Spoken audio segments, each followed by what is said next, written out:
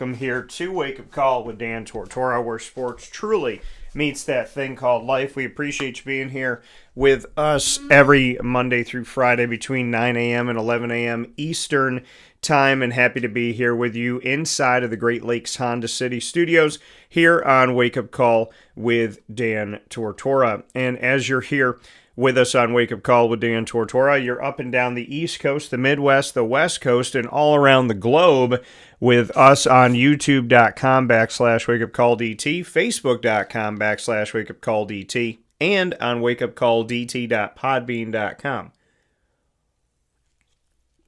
So however you're tuned into the show, we thank you so much for being here with us on Wake Up Call. And today, I'm very excited to say that we have a true, full fantasy football takeover on the broadcast. That's right. We had a takeover yesterday with the Binghamton University Bearcats. We were on site, on location, on campus, broadcasting Wake Up Call with Dan Tortora live from the Binghamton University Events Center. We got to feature sports that are going on right now, women's soccer with Anna Buck-Walter, as well as men's soccer with Alex Balke, volleyball with head coach Ellie Yeager. We also had Lavelle Sanders on the show, the men's basketball head coach, to talk about a lot of the things that are going on in the NCAA, as well as to speak on the fact that they will be opening up their season an hour north in Syracuse at the Dome against the Orange. And of course, we had Binghamton Athletics Director Gene Marshall on the broadcast to give his thoughts on a lot of big picture things going on in collegiate athletics. So a lot of great stuff happening in our Bearcat takeover that was yesterday. And now today, when you typically will hear the Bearcats, this week's a little bit different because we went there and had the takeover, and we promise you one broadcast with the Bearcats every single week. Yesterday we had 5. And so today we are going to shift to fantasy football. And then Murph, who's typically with us on Mondays, is going to join us tomorrow. So this week's a little bit of a change-up. And then next week we'll get back to our regularly broadcast schedule, where Binghamton will be on Tuesday. We'll have something new on Wednesday. I can't tell you yet. And fantasy football will shift back to its Wednesday slot. The fantasy football season being upon us is one of my favorite times of year. I love the fantasy football drafts. It's a lot of work, but it's a lot of fun. And being here with you this morning to talk about it, I'm ecstatic. I can't wait. So what I will be doing today is I will be giving a draft grade. I started doing this a few years ago, and people caught on to it. And now they ask for it. Hey, are you doing our grades? Hey, you graded me this, and I did better than that. Hey, you graded me this, and I didn't do that well. What the heck, man? You know what's going on? So today, I'm bringing you your draft grades. Today, you get to know in these Central New York leagues what my thoughts are on your roster overall. So I'm very, very excited to do that. The Gridiron Gurus League and the Captains on Call League are both of our leagues here in Central New York that call the Wildcat Sports Pub on 3680 Milton Avenue in Camillus, New York, their home. So we will be discussing all of those teams. Now, I do not grade myself, so that's the one that you will not hear. I do not grade myself, and I had to draft for James in the Captains on Call League as he is celebrating his birthday today in Aruba here on August 26th. Before I go anywhere else, I want to wish James a very happy birthday. I am right behind him in age, just a few months, so when he turns whatever he turns on August 26th, I turn that same age on October 21st. So I want to wish him a happy 20th birthday. And I hope you're enjoying Aruba, buddy. I hope you're having a good time. So, as he celebrates his birthday today, I also want to shout out my grandfather, my Papa Cavino, whose Navy hat for World War II is right off screen here. And he's always with me, both of my grandpas and my adopted pops. So I want to wish my grandfather a happy birthday in heaven. I miss you. I love you dearly. I think about you at least once a day for however many decades. I'd love for you to be here. I know you're here in a way. I know you're dancing with G. And I hope that something I'm doing you think is good, that you're proud of, happy with. I know I've failed God a million times, but I hope you see the good in me, the love in me, and you just know how much I miss you and still consider you one of my great mentors that continues to teach me. So I love you, Pop. Happy birthday. He would be 110 today. And happy birthday to James, who is nowhere close to 110, but hopefully someday we'll get there. And to everybody else, Bill Cook, birthday yesterday. Happy birthday, Bill. And much love to all of you. So, God bless. And just happy to be able to be here today to celebrate 2 birthdays of people that I love dearly. Happy birthday, gentlemen. With that being said, here on Wake Up Call with Dan Tortora, we are going to be doing those draft grades. So I will be grading every single person outside of James, who I drafted for, and myself. I'll be grading everybody in our Wake Up Call fantasy football leagues here at the Wildcat in Central New York. And after those grades, I will be giving an analysis of the draft itself. My thoughts for you, as you know, a bunch of us are drafting. I have a draft tomorrow night with the Marywood University alumni. My alma mater, I started a league that just has people from Marywood University in it. And so they're going to be in a draft with me tomorrow night. And then I'll be down in Florida, God willing, doing my draft, my oldest draft, and that's 15 years. And those gentlemen and I will be drafting next week, hopefully, right after Labor Day and before the start of the season. So very excited for all that is to come here. And, of course, we'll be grading those out as well.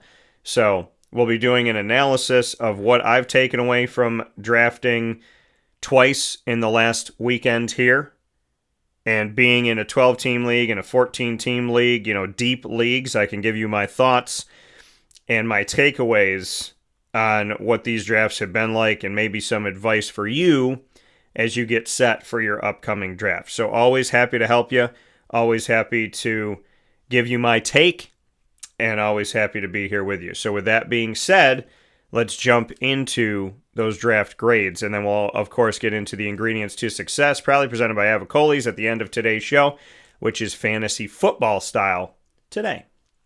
So, in the Gridiron Gurus League, the first person that I am going to be analyzing their draft here, we take a look at that. The first one that I'll be talking about this morning for the Gridiron Gurus, that is going to be Joe. Joe had the first overall pick, so we'll go ahead and bring up Joe here. So Joe's grade today. Now I'll tell you who Joe had. Now Joe, he drafted first overall Saquon Barkley. Okay, no surprise there. So he gets Saquon. And then after that, he has to wait in a 14-team league and in a snake draft. So I was at the other end of the snake draft. I was pick 14, and he was pick 1. So he got Saquon Barkley. I like it. Amon-Ra St. Brown, because he missed out on a bunch of people coming through here, quarterbacks being chosen and whatnot, a bunch of running backs. Then he got Packers quarterback Jordan Love. The Packers, or the quarterbacks that were still on the board, so let's see here. Chiefs were off the board. Eagles were off the board. Dolphins were off the board. Ravens were off the board. Bucks were off the board. Commanders, Bengals, they were all not on the board, and so he went with the Packers. So, I mean, if I go back and I look at my sheet here, my thoughts on that, I mean, it's not terrible. You know, Jordan Love, I don't dislike Jordan Love. Just taking a look at some of the things that were here. I mean, he could have gotten Brock Purdy. He could have gotten Bo Nix. Jared Goff. All right. Kyler Murray. But I understand he also could have gotten C.J. Stroud. But I don't hate it. So we'll move on to the next one. Then you got DJ Moore. And, you know, I actually think that Caleb Williams is going to have the opposite of the sophomore slump. I actually think he's going to have a good season. So DJ Moore being one of his receivers there in Chicago, okay. Then you got Mason Taylor. This was a little bit of a homer pick, right? He went and got his Jet, and he is a Jets fan. He doesn't hide from that at all. So he went with the Jets, okay. And then outside of going there, let's see, he got Quinshawn Judkins in the 6th round of a 14-team league, so you know that there's a lot of people getting selected here, and I could be okay with that. You know, a bunch of running backs were off the board. Then he got George Pickens with the Cowboys. A little bit of a flyer there. We'll see how that works out. Hopefully it works out well. He got Khalil Shakir, who very well could be the number one guy. I think it's between him and tight end Dalton Kincaid as far as who is going to, you know, be that person for Josh Allen. And Khalil Shakir, getting him in round 8 at the end of round 8, I respect it. I definitely can respect that. I like that. So we're good on that one. And then he went with Braylon Allen, Jets running back in round 9. He's a Jets fan, so I got it. Tajay Spears in round 10, I like. Adam Thielen in round 11. We'll see how Bryce Young does. I'm hoping that Bryce Young has a wonderful season this season. I'm hoping that everybody does. I never wish bad on anybody. And looking forward to what we're going to see here from Bryce Young, which hopefully will be a better season. So Thielen, okay, round 11. And then you got Jonnu Smith from the Steelers, tight end. He's been around the block. You got Raiders quarterback in round 13. Raiders for the boom. And Geno Smith now at quarterback. You got Sean Tucker in round 14 from Syracuse, who's been a Buck now since he came in undrafted and found his way onto the Bucs 53-man roster and has stuck around it, so I like that. Brandon Cooks with the Saints, okay. And then we have Juwan Johnson also with the Saints. Juwan Johnson, good tight end, but it depends on who's throwing to him and just the consistency. Jake Bates, he got the top kicker, and he got the Jets defense. So, I mean, overall, taking a look at Joe's team, I think it's pretty good. What I'll do is, and good morning to Mom over here. So, Joe, I'm going to give you, let's see here, Joe. Where do I want to go with this one? I think I'm confident with this one. Joe, we're going to go ahead and give you a B+. I'm going to give you a B+. Okay? So, Joe's going to get a B+, and he was our number one pick, or he was our first overall. And what I'm going to do here is I'm actually going to clear the board so I can do this a little bit nicer here. So our number one overall drafter here, Joe, you're going to get a B+. So Joe got a B+. Now we're going to move on to our next person.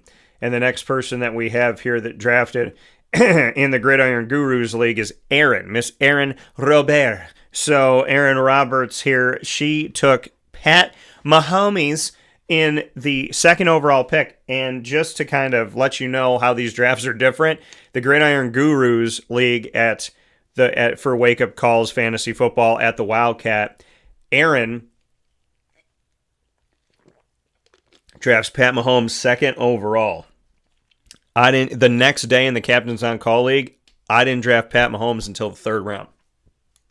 So, just what you think people are going to do within your league and what your plan is, right? Who you really want to have. So, she went with Pat Mahomes. I think it's early on that. Then she went with Alvin Kamara. Okay, so she went with Alvin Kamara. with Chase Brown, Kyron Williams, James Cook, Jonathan Taylor, Derrick Henry, Josh Jacobs, Bucky Irving, Christian McCaffrey, Ashton Genty. They were all off the board. Saquon was off the board. So, okay, makes sense. So she goes with Kamara, Old Faithful, with the Saints. And then she went with George Kittle, tight end. Now, let's look at the tight ends here. She started the run on tight ends.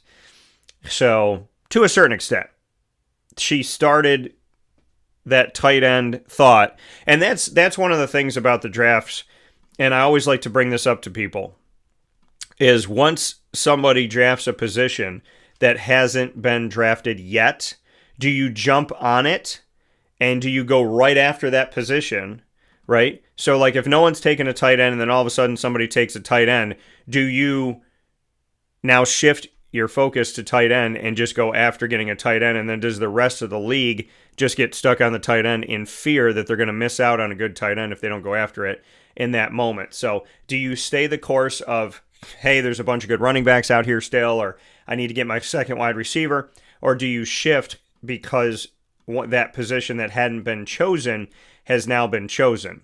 And in our draft, she took George Kittle, Eddie took Brock Bowers, Lisa took David Njoku, Becky took Travis Kelce. So it did start a run. Then there was a pause.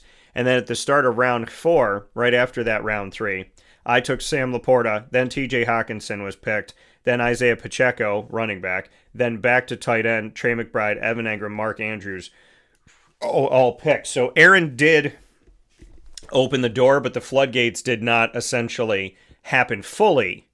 They happened partially, and then in round 4 they continue there, because once somebody does that, takes the first quarterback, takes the first tight end, now the question becomes, again, do you stay the course of your plan? There was one league where I drafted so many running backs because they were available, and you either running back or wide receiver, and people were leaving me all these guys. And so then when I look at my wide receivers after, I'm like, I should have done a better job of mixing and having a little bit of this and a little bit of that, because I saw all these really good running backs, so I just focused there. I was like, if you're going to let me have these guys, and you're going to take quarterbacks and tight ends and 2, 3, 4 wide receivers, and you're going to leave me all of these running backs. I mean, think about it. If you had like Saquon, Derrick Henry, Ashton Genty, Josh Jacobs, like if they were all still there, yeah, you need to get your other positions, but you'll have a stockpile of running backs. And in our league, you play 2 running backs a week, plus you play 2 flex, which can be a running back, wide receiver, or a tight end. So, I could play, if I had those guys, I could play Derrick Henry, Saquon Barkley, Josh Jacobs, Ashton Genty in 1 week. And you're talking about guys, let's say they all have 200 yards, right? So now I have 800 yards, I get almost 1,000 yards rushing in a week. And, each of them has a touchdown or 2 and a couple of receptions, because we are PPR standard hybrid, very high scoring league. So, the question always becomes, do you go with the person that opened up the door to a position that hasn't been drafted yet, or do you stay away from it? Like in the case of Aaron taking Pat Mahomes, Lisa, 2 picks later, she took Josh Allen, then Becky took Jalen Hurts, then there was a little break, and then Tua went, and then there was a little break, and then we saw Baker Mayfield go. And then in the next round, I took Jaden Daniels to start out round 2, and then there were 5 picks before another quarterback was taken. So, I mean, it was spaced out. There wasn't a, oh my gosh, I got to do this right now or else. There was some opening between somebody taking that first and then, So you see a few people kind of say, okay, if a quarterback's going, some people might be thinking quarterback, I need to jump on this right now. And some people saying, you know what, I'm just going to do what I want to do, and I'm going to get what I want to get, and then I'll come back around to do that. Because I did that in this league. I actually did that with my backup quarterback, and I thought a bunch of them actually, it wasn't this league. I did it with my backup quarterback. I thought a bunch were going to be available because people weren't really going after them, right? So for their backup. So I thought, I'm like, I got plenty of time to go get a backup quarterback, and then there was a run on them. And then so that was one of the things where you started seeing the floodgates open a little bit more, and I probably should have jumped earlier on my backup quarterback. But your hope is that you only need that quarterback for a week because you're hoping that your starter performs. So back to Aaron's, she got Pat Mahomes, Alvin Kamara, George Kittle. She got the first tight end in the draft. I probably would have went somewhere else. I would have looked to Brock Bowers or Trey McBride. And then she went with Aaron Jones, former Packer. She's a Packer fan, but now a Viking. She likes Ron. And then she went with Matthew Golden from the Packers. So she did get a Packer.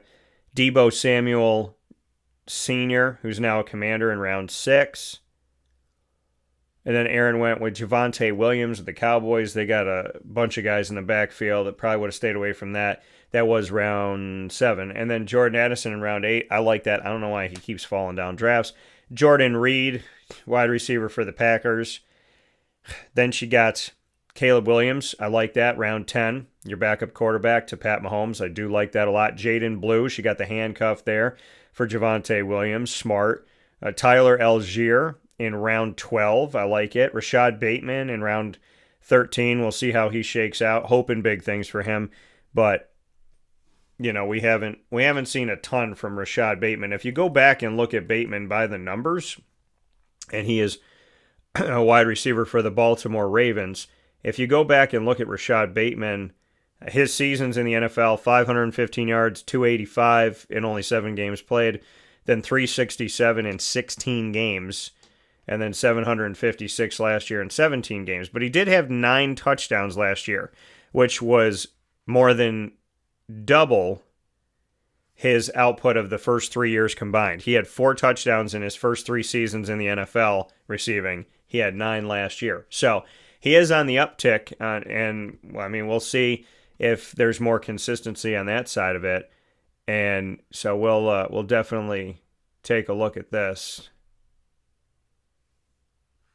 here. And so Rashad Bateman, not a bad pick. Not a bad pick with what he's been doing recently. Woody Marks of the Texans, they got a bunch of guys back there. Noah Fant, tight end for the Bengals. Noah Fant, that guy that you look to and you say to yourself, okay, Noah Fant, here's the interesting thing about Noah Fant. So he started with the Broncos. Then he was in the trade for Russell Wilson, so he went to the Seahawks, and the Seahawks had him and Will Dissly. They had a bunch of guys. And then he moved on from there, and now he's a Cincinnati Bengal. And at the tight end, they have a ton of tight ends on that team. They have Mike Gesicki, Drew Sample. Yeah, they got a bunch of guys here. Technically, it says that they have 7 guys, but I would imagine not all these guys are going to be on the team. So, unfortunately, I would say, Noah Fant, okay, but that's round what? That she got him in. That is round 15. Then she got Luke Musgrave from the Packers in round 16. So she took 3 tight ends. You can max out at 3 tight ends in our league. You only have to have 2. So she took 3. Some people take 3 quarterbacks. Some people take 3 tight ends. Some people make sure that they have 6 wide receivers and 6 running backs.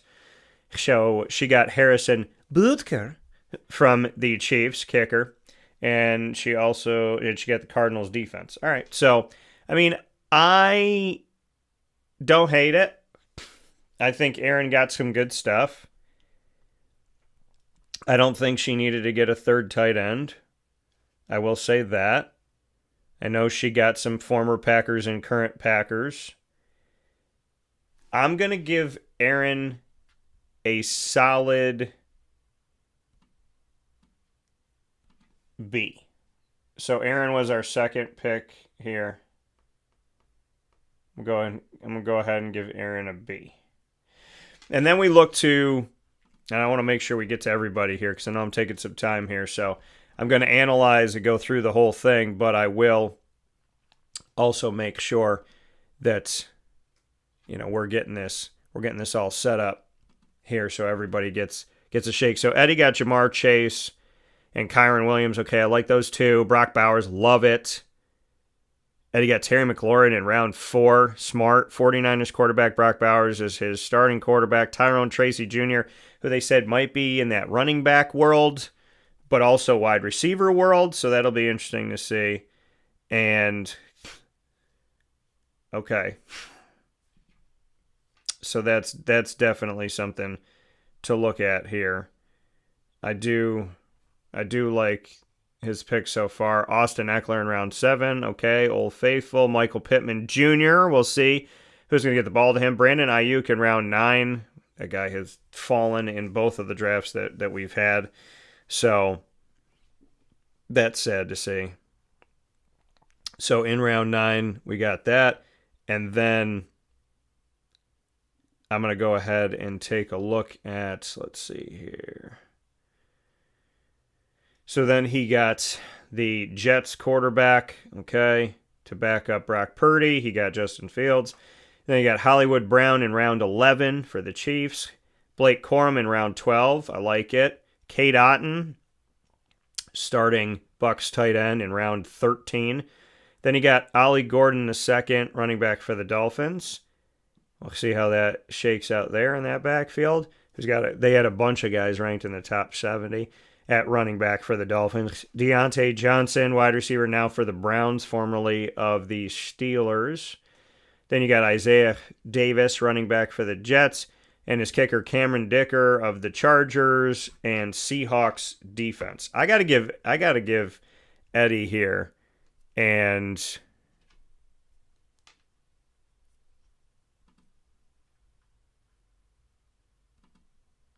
I gotta show Eddie some love here. I think that Eddie, for me, and this is the first year that Eddie's been drafting with us, and I think Eddie did a great job. Eddie, I gotta give you an A. I give you an A here, Eddie. I like what he did. I like it from the beginning. So we're gonna go ahead and give Eddie an A for the Gridiron Gurus League. So Eddie's got an A.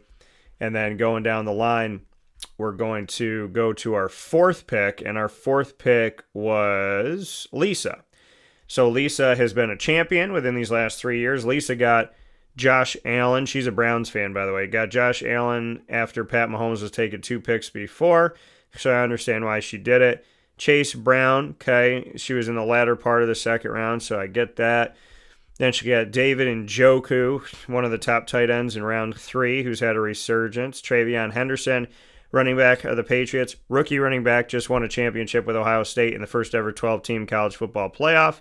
Jackson Smith and Jigba in round 5. Okay. In round 6, Judy. I like it. In round 7, J.K. Dobbins, Broncos. We'll see. Round 8, maybe use a little bit, maybe a 3rd down guy. So round 8, she went with Stephon Diggs, who's now a Patriot. Then she went with Keenan Allen, who is back with the Chargers after a year away. It's like he did a year abroad. And then, then we have round 10, Marshawn Lloyd of the Packers. All right, don't hate it. Then we have Browns quarterback in round 11. See, we get team quarterbacks in our league, so you get every quarterback that is on that roster. So if anybody else comes in, somebody gets hurt, whatever, it's not like you totally lose a position. So I'm definitely, I think there's a lot to be said about having the Browns team quarterback because you get so many of them. Now they did move away from Kenny Pickett. So, there has been some moves being made. We'll talk about those after we get through the draft grades. So, she does have the Browns team quarterback. All right. I think Dylan Gabriel is better than people give him credit for. Look out for number 5 on the Cleveland Browns. Then she got Brenton Strange, tight end of the Jaguars. Okay. He does get some targets, and Evan Engram's not there. Dylan Sampson of the Browns. That could be a steal in round 13 at running back. Tyler Lockett, who's now a wide receiver for the Titans. Keaton Mitchell in round 15. I like it. Former East Carolina kid. Spoke with Rajai Harris about him. That's his teammate. Shout out to Rajai, too, making it in the NFL. Theo Johnson, tight end. So she took 3 tight ends. Again, I don't think I would do that. And then we have Bills defense and Cairo Santos, the kicker for the Bears. So I'd probably stay away from taking, again, feeling the need to have 3 tight ends on your roster, which is what you max out at. But, ultimately, I think Lisa's been a champion. She knows what it's like to win one of these things. So, Lisa, I'm going to have to give you a draft grade of, I mean, she did get Josh Allen. She got some of these. I'm going to give you a B. I'll give you a solid B. So with that being said, we're going to go to our fifth, and then we're going to take a step aside for a fast break inside of the Great Lakes Honda City Studios, giving our draft grades this morning for everyone that drafted in our Central New York leagues inside of the Wake Up Call fantasy football leagues that we have here at the Wildcat Sports Pub in Central New York, the Gridiron Gurus League, and the Captains on Call League. So let's hop into the fifth pick, and that fifth pick is Becky. Becky's also been a champion. She's an Eagles fan. She drafted Jalen Hurts after she saw Josh Allen and Pat Mahomes go. However, she passed on getting Bijan Robinson, Justin Jefferson, Jahmyr Gibbs, Puka Nacua, Christian McCaffrey, and Lamar Jackson. But, I mean, Jalen Hurts, not a bad pick here. So she did get Jalen. Feels so good it hurts. And then you got James Cook in the lower part of the second round. I like that. Just signed an extension. Travis Kelce in round 3, almost in the middle of round 3. Respect it. And Becky got DK Metcalf with the Steelers in round 4 now. Then she got Chuba Hubbard in round 5. I was talking about Chuba Hubbard years ago, and now all of a sudden he's higher on draft boards. People are drafting him within the first few rounds. I just find it interesting. And maybe with Jonathan Brooks being out for the Panthers, you know, people are kind of looking at Chuba that maybe didn't even know he existed in the NFL before, but now they're saying, okay, maybe some Chuba Hubbard. So she got him in round 5, fifth pick. And then Becky went with Tyler Warren, the rookie tight end from the Colts. I wanted to get him. She got him in round 6. I looked at getting him. My only thing is who's throwing to him. You know, Anthony Richardson, banged up. Daniel Jones, your starter. But you also, you know, a guy like Riley Leonard, who had been there through camp and whatnot. You know, what do you ultimately do with these guys? But she got 2 tight ends. Speaking of Becky, she got 2 tight ends within the first 6 rounds. I wouldn't have done that. So now if she stays away from it, okay. But if she drafts another one, then I say, okay, that's not really where I would go. Then in round 7, Jalen Warren, running back of the Steelers. All right, a bunch of running backs were off the board. This is a 14-team league once again. Then Becky got Cooper Kupp in round 8. Seahawks now. Love that. And then in round 9, Jordan Mason of the Vikings. In round 10, Becky got Dallas Goedert from the Eagles. Good to get him in round. So now she's taken 3 tight ends. And then in the first 10 rounds of an 18 round. So pretty much in the first half of the draft, she took 3 tight ends. I wouldn't take 3 tight ends necessarily in the whole draft.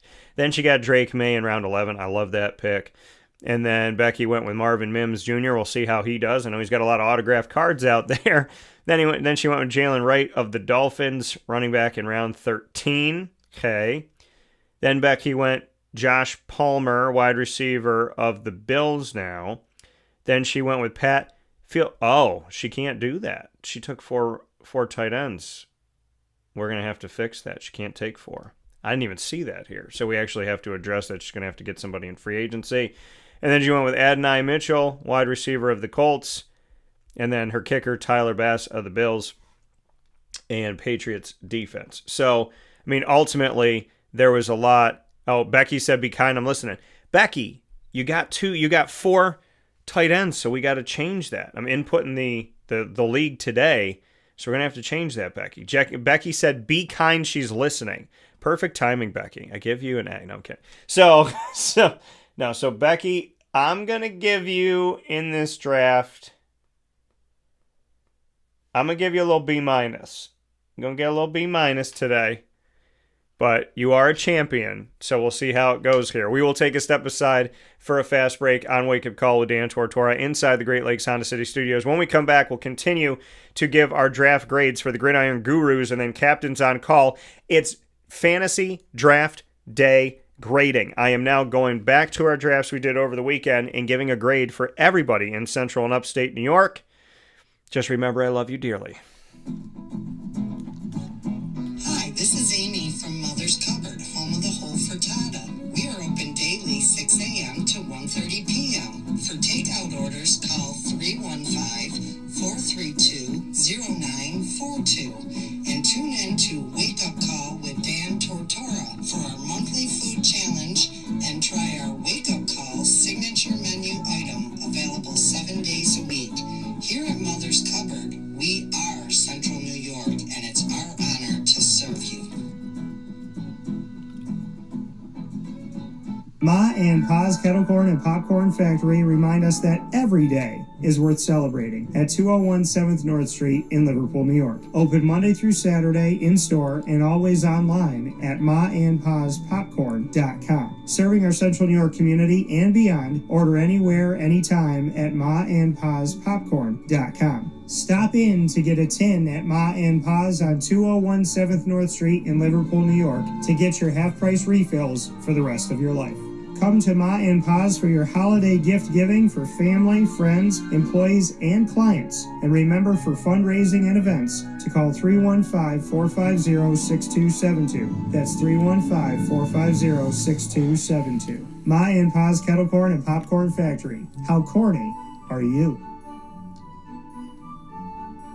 This is Jim Sikowski, owner-operator of Chick-fil-A Cicero, 7916 Brewerton Road in Cicero, right in front of the Home Depot.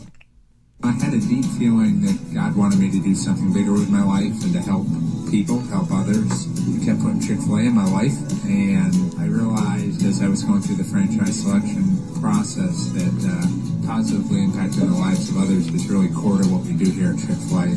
First of all, it starts with the food. The food is brought in fresh daily. We bring in local produce.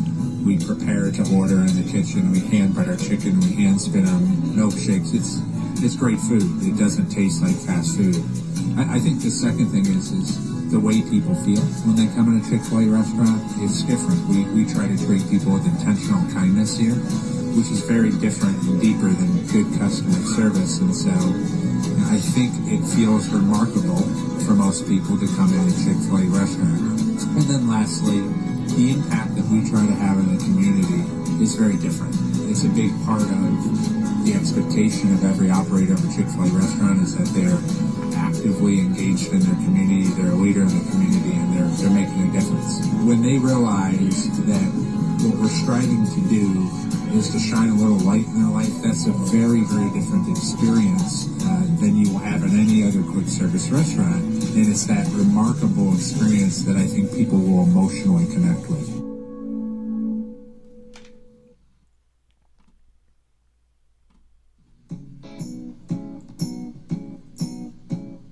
In these unique times, there are those in our community that give us a sense of normalcy and positivity. Pizza Man on 50 Oswego Street in Baldwinsville has been here for you for over 35 years and is here now. Call 315-638-1234 or order online at pizzamanbville.com to bring those familiar tastes into your home. And remember to come see our monthly on-site broadcasts centered around the community and our Baldwinsville Bees. Pizza Man in Baldwinsville. Any way you slice it, they are always here for you.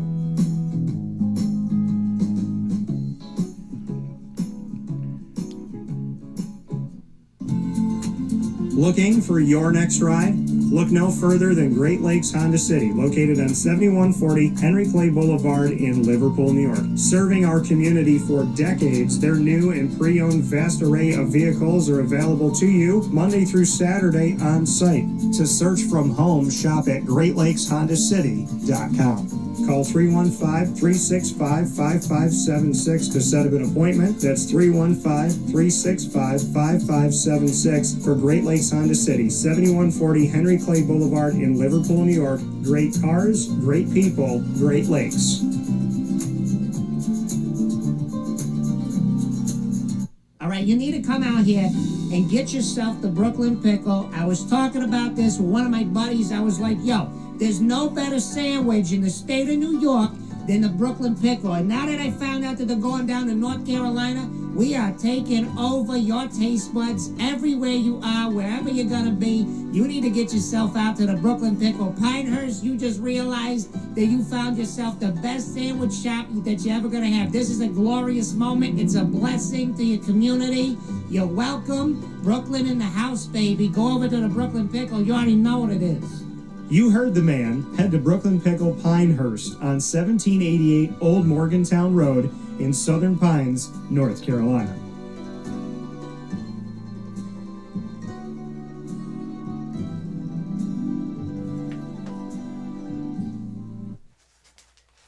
And a welcome back here to Wake Up Call with Dan Tortora, where sports truly meets that thing called life. Appreciate you being here with us every single Monday through Friday from 9 a.m. to 11 a.m. Eastern Time. And I imagine we're going to go longer today, which we typically do here inside the Great Lakes Honda City Studios. Head out to Great Lakes Honda City today and every Monday through Saturday for sales and service. Make sure you let them know that DT sent you, and you can get a sneak peek of all their new and used vehicles on the lot by going to GreatLakesHondaCity.com.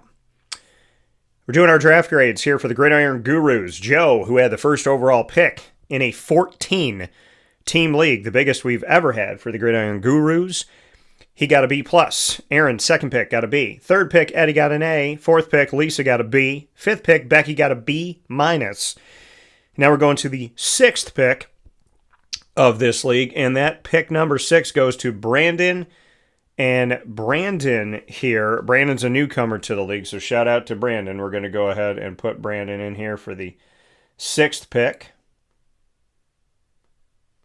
And we're going to go through Brandon's team to see what I'm giving Brandon on his draft. So Brandon, 6th pick, got Bijan Robinson. How about it? With the 6th pick, almost smack dab in the middle of the first round there, Saquon had gone, Pat Mahomes, Jamar Chase, Josh Allen, Jalen Hurts in that order. He got Bijan right there in the middle.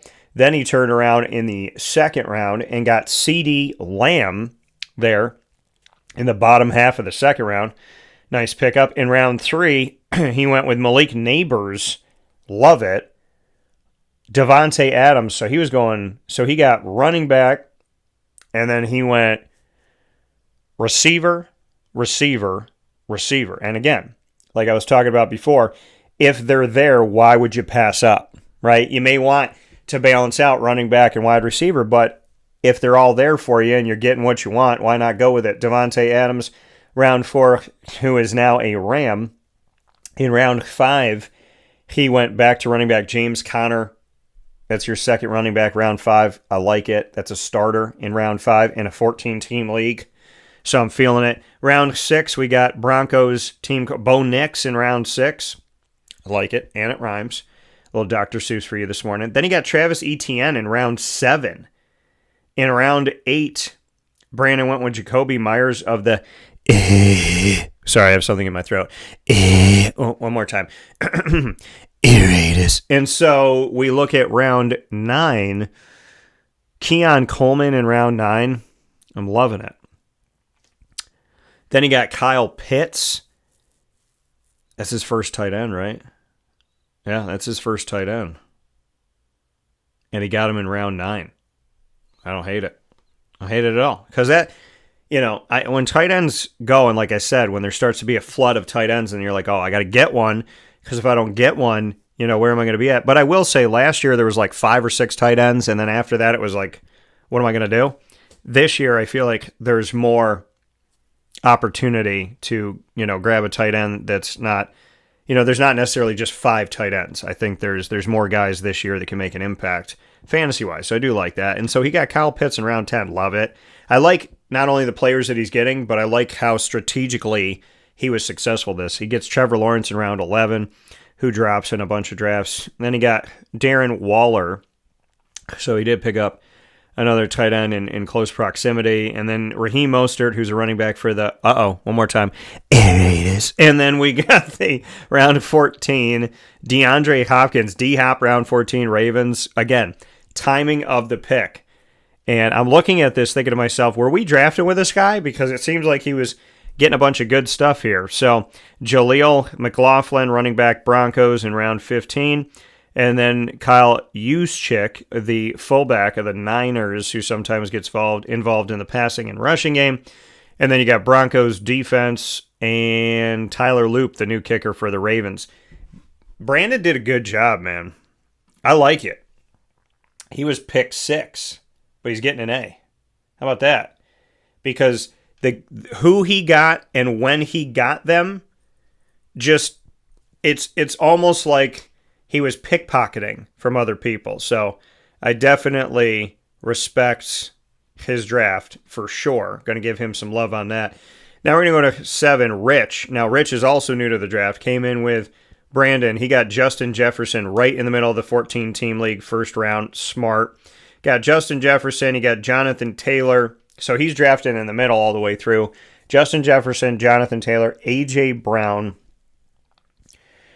Then he got Devon Achane. So now you see him. He's got 2 running backs, 2 wide receivers in the first 4 rounds. He went back and forth. And then you got Breece Hall. Love it. In round 5 in the middle. Jalen Waddle while you work in round 6.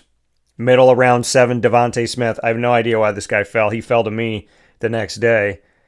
Tucker Kraft, tight end. Okay, there's a bunch of tight ends that had been taken. I believe so, right? I'm just trying to see what tight ends were still available. Yeah, okay, so taking Tucker Kraft makes sense there. All right, that was round 8. First tight end he took. And then Ramondre Stevenson in round 9. Then he went with Vikings quarterback. So he went with J.J. McCarthy to go with Justin Jefferson for the team up there. So that's his first quarterback that he chose. And that first quarterback that he chose didn't so he drafted a tight end before a quarterback, and the first quarterback he chose was round 10, and he still got J.J. McCarthy. All right, I like it. And now they have Carson Wentz backing him up. And then he went quarterbacks back-to-back. After waiting, round 10, he took J.J. McCarthy. Round 11, he took Michael Penix Jr. Then he went back to running back Trey Benson, Christian Kirk. I like it.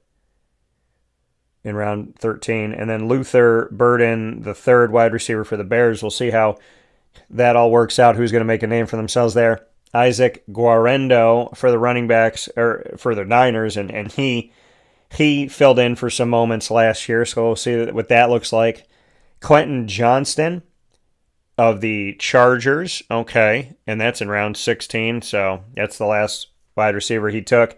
Then you got Eagles defense, and then you got Kaimi Fairbairn, the kicker of the Texans. So I got to show some love here for Rich. I think Rich did a good job too. And I mean, honestly, I think him and Brandon both get an A here. They both get an A. New to the league, both worthy of having the A. So congratulations to you both. Now going over to pick 8 here. Pick 8 is Johnny Roberts. Now there's Johnny and there's John. John is his father. So let's go to Johnny first here. Johnny's a Lions fan. He got Jahmyr Gibbs with pick 8. I like it because he can go earlier. So he got Jahmyr Gibbs. He got quarterback Joe Burrow in round 2. After Pat Mahomes was off the board. Pat Mahomes, Josh Allen, Jalen Hurts, Tua Tagovailoa, as well as Lamar Jackson and Baker Mayfield were all off the list. So, okay. So he went with Joe Burrows. Then Johnny went with Brian Thomas Jr. because he's a jerk. No, I'm kidding, Johnny. I'm a fan of Brian Thomas Jr. because I'm a Jags fan. And I have a 1-of-1 Brian Thomas card that sits right off my shoulder here in the studio that I got from GG Cards and Breaks. So Johnny already knows that he made 2 picks in this draft that were upsetting to me. But this is my Brian Thomas Jr. You can see the 1-of-1 there right at his bottom of his leg. So, Brian Thomas Jr. Wappa Jr. So we got that, and then we have Marvin Harrison Jr. So he did back-to-back. He pissed me off. That's what he did in the first 4 rounds. But I love you, Johnny, dearly. Amarian Hampton, he went with him. Some people going high on him, the running back of the Chargers. And then we saw Johnny go with Jamison Williams, another Lion, round 6. I like the timing of it. Then he went with Colston Loveland, tight end for the Bears.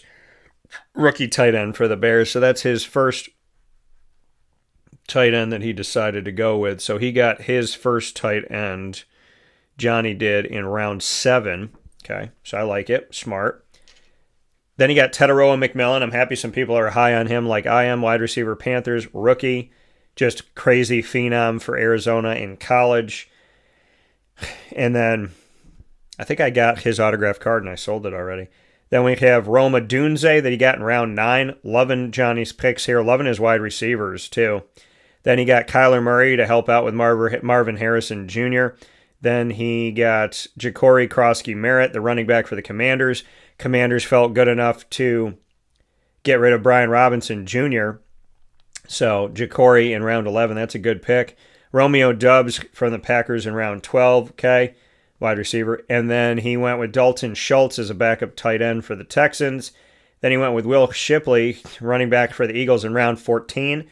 I like it. The Eagles, even though they have Saquon, Shipley catch out of the backfield.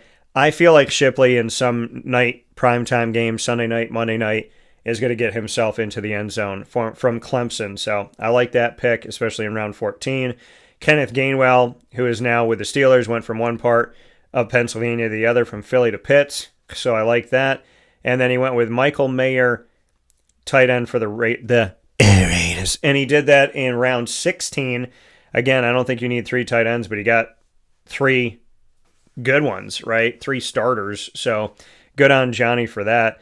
And then he went with Lions defense as a Lions fan and Jason Sanders, the kicker for the Dolphins. So Johnny, I really like his draft, and I really, really like his wide receivers. Like, I really like his wide receiver room.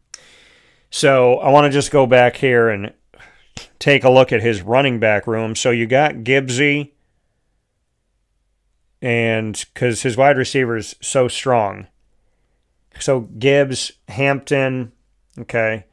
Gibbs, Hampton, as well as, because he went so heavy on receivers early on. And then Ja'Cory, Gibbs, Hampton, Ja'Cory, okay.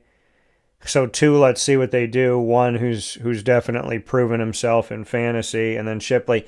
All right, so, Johnny, based on that, I'm going to go ahead, and that's why I wanted to check the wide receivers and the running backs, because he definitely went heavier on the running back. So Johnny, on the receivers, and then came back to running back. So Johnny, I'm going to go ahead and give you an A- from this draft. Then we'll go to pick number 9. Pick number 9 that we had here is Miss Diane, and Diane went with Tua. She did that early. She does get the team quarterback for the Dolphins, so she gets everyone there.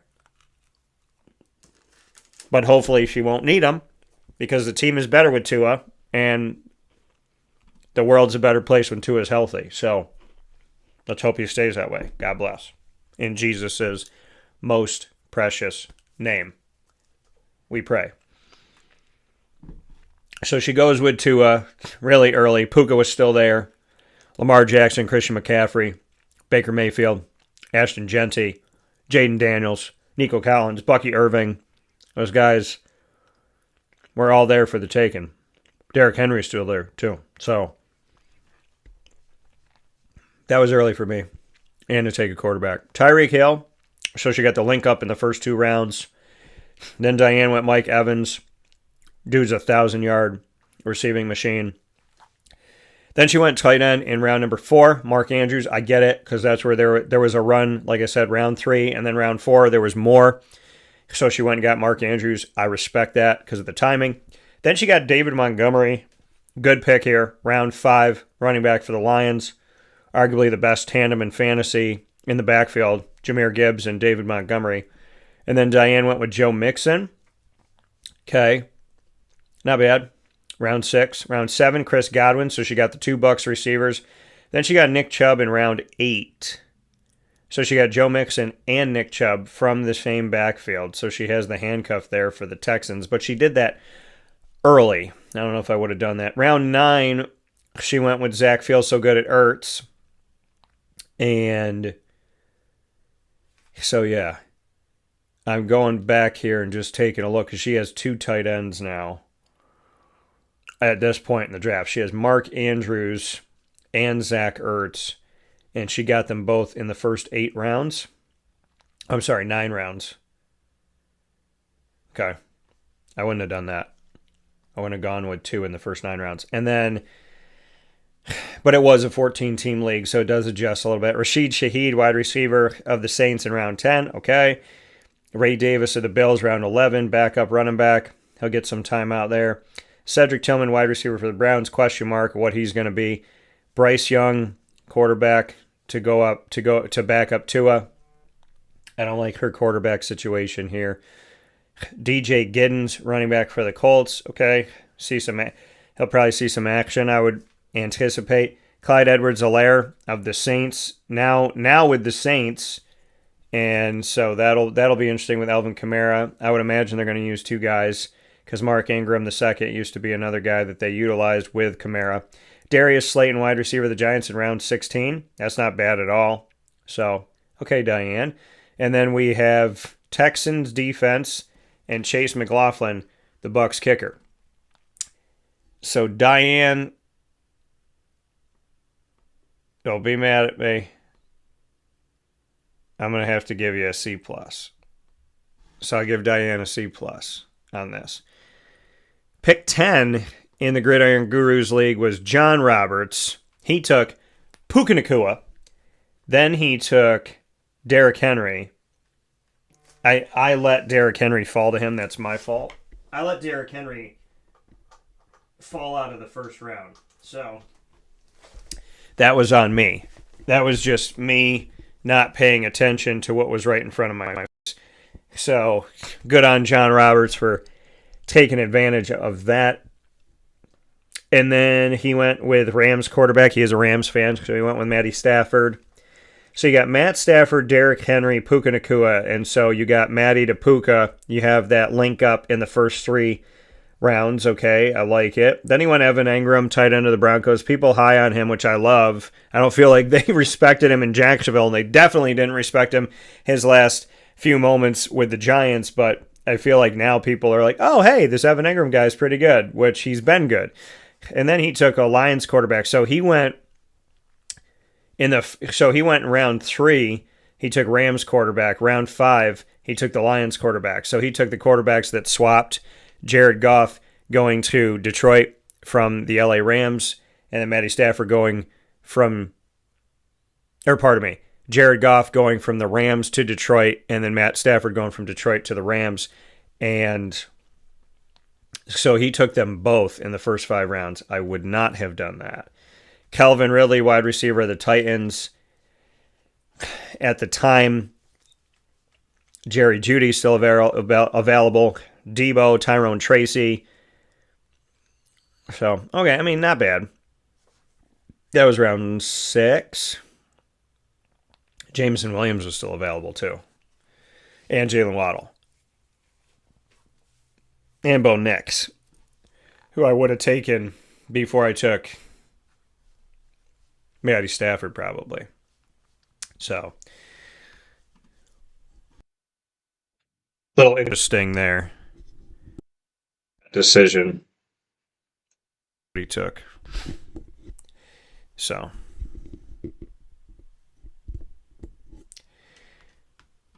and I think that might have bumped us offline here for a second. We may have been bumped offline. Let's see here. So I think you could still hear us on this set, and hopefully you can still hear us on YouTube. I think we might have been bumped off of Facebook, and if that's the case, we'll just adjust to this after the fact. We may have been bumped off of Facebook. Hopefully not, but if we were, we'll just go ahead and restart this here. But I do want to. But if we, we're still on YouTube. Just checked YouTube. So YouTube, we're good to go, and we're here on Podbean as well. but we're going to have to shift gears here. Not shift gears, but we're going to have to get back to you on Facebook, which we're going to load that up here in just a moment. We'll actually take a step aside for a fast break. When we come back, we'll keep doing John's picks here as we are giving our draft grades. We do this every single year for the Wake Up Call Fantasy Football Leagues. We go back and grade every single team owner. So the Gridiron Gurus League is what we're working on right now. That drafts at the Wildcat Sports Pub on 3680 Milton Avenue in Camillus, New York. And also drafting there, the Captains on Call League, which is up next. So we're going to continue our draft here after this fast break on Wake Up Call with Dan Tortora. Of course, we appreciate you being with us Monday through Friday from 9 a.m. to 11 a.m. Eastern Time. Cannot thank you enough for being a part of the show here where sports truly meets that thing called life. And of course, we are inside the Great Lakes Honda City Studios. Make sure you go to Great Lakes Honda City today and let them know that DT sent you. And we appreciate everyone, as always, for heading over to Great Lakes Honda City. So we'll be back momentarily here on Wake Up Call with Dan Tortora, where sports meets life.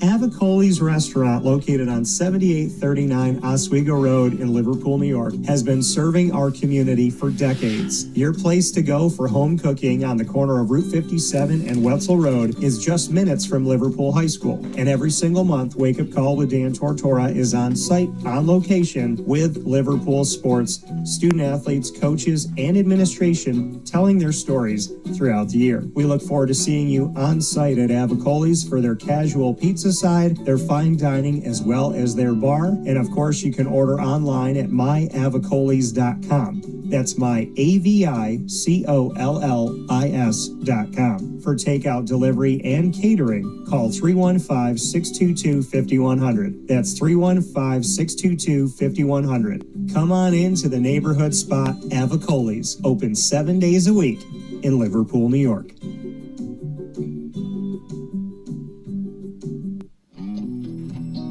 K9 Campground Dog Boarding is your home away from home for your furry-loving friends. Open 7 days a week with drop-off and pickup times in the morning and later on in the day and early evening. K9 Campground Dog Boarding is the spot to trust with your dog for short and long-term stays. Call 315-299-4013 for more information. That's 315-299-4013, and go to k9campground.com as well. That's the number 9, KAMP ground.com, where you will find all of the information on their different cabins, which include the classic cabin, executive cabin, grand cabin, and luxury cabin. K9 Campground Dog Boarding, where your dog will have indoor and outdoor areas as well as their own private cabin for any size, any breed, as well as dogs with different needs. Dog parents and dogs alike choose K9 Campground Dog Boarding. Isn't that right, Lily?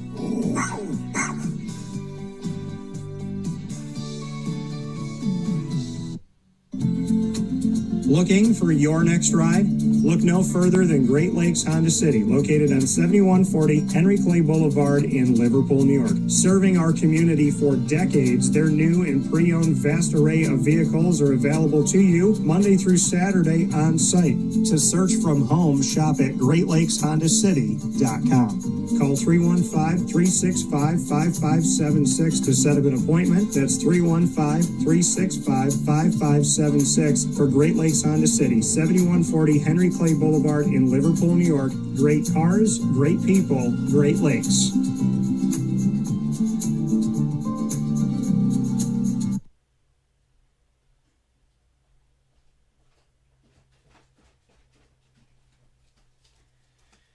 And a welcome back here to Wake Up Call with Dan Tortora, where sports truly meets that thing called life. We appreciate you being here with us inside the Great Lakes Honda City Studios every single Monday through Friday from 9 a.m. to 11 a.m. Eastern Time. Can't thank you enough for being a part of the show. So those of you that are here with us on YouTube as well as on Podbean, we have continued on Facebook. We started a new video for you. We are giving our draft grades currently, and I'm working on the Gridiron Gurus draft grades as we're doing them in the moment. The 10th overall pick going to John. And so currently looking at John's team and giving you my assessment. So let's go back to what John had here. So we have John with, I'm just going to give it a little refresher here. John had Puka Nacua. Then he drafted Derrick Henry, which I love. Then he got 2 quarterbacks in the first 5 rounds in round 3 and round 5. I wouldn't have done that. He went Matt Stafford in round 3. Then he went to Evan Engram. Then he went to Matty Stafford. Then John went to Calvin Ridley. A little bit early, there was other guys out there. Then he went to Caleb Johnson, running back of the Steelers, in round 7. Round 8, Kareem Hunt. Okay. A bunch of running backs had been chosen at the time, but there was other guys that were still out there, like a Nick Chubb, Jordan Mason of the Vikings. Now, round 9, but I'm okay. I'm okay with with what he chose there in Kareem Hunt. Round 8. Round 9, we're looking at Tyler Higbee. All right, so he has 2 tight ends here in the first half of the draft. Wouldn't have done that.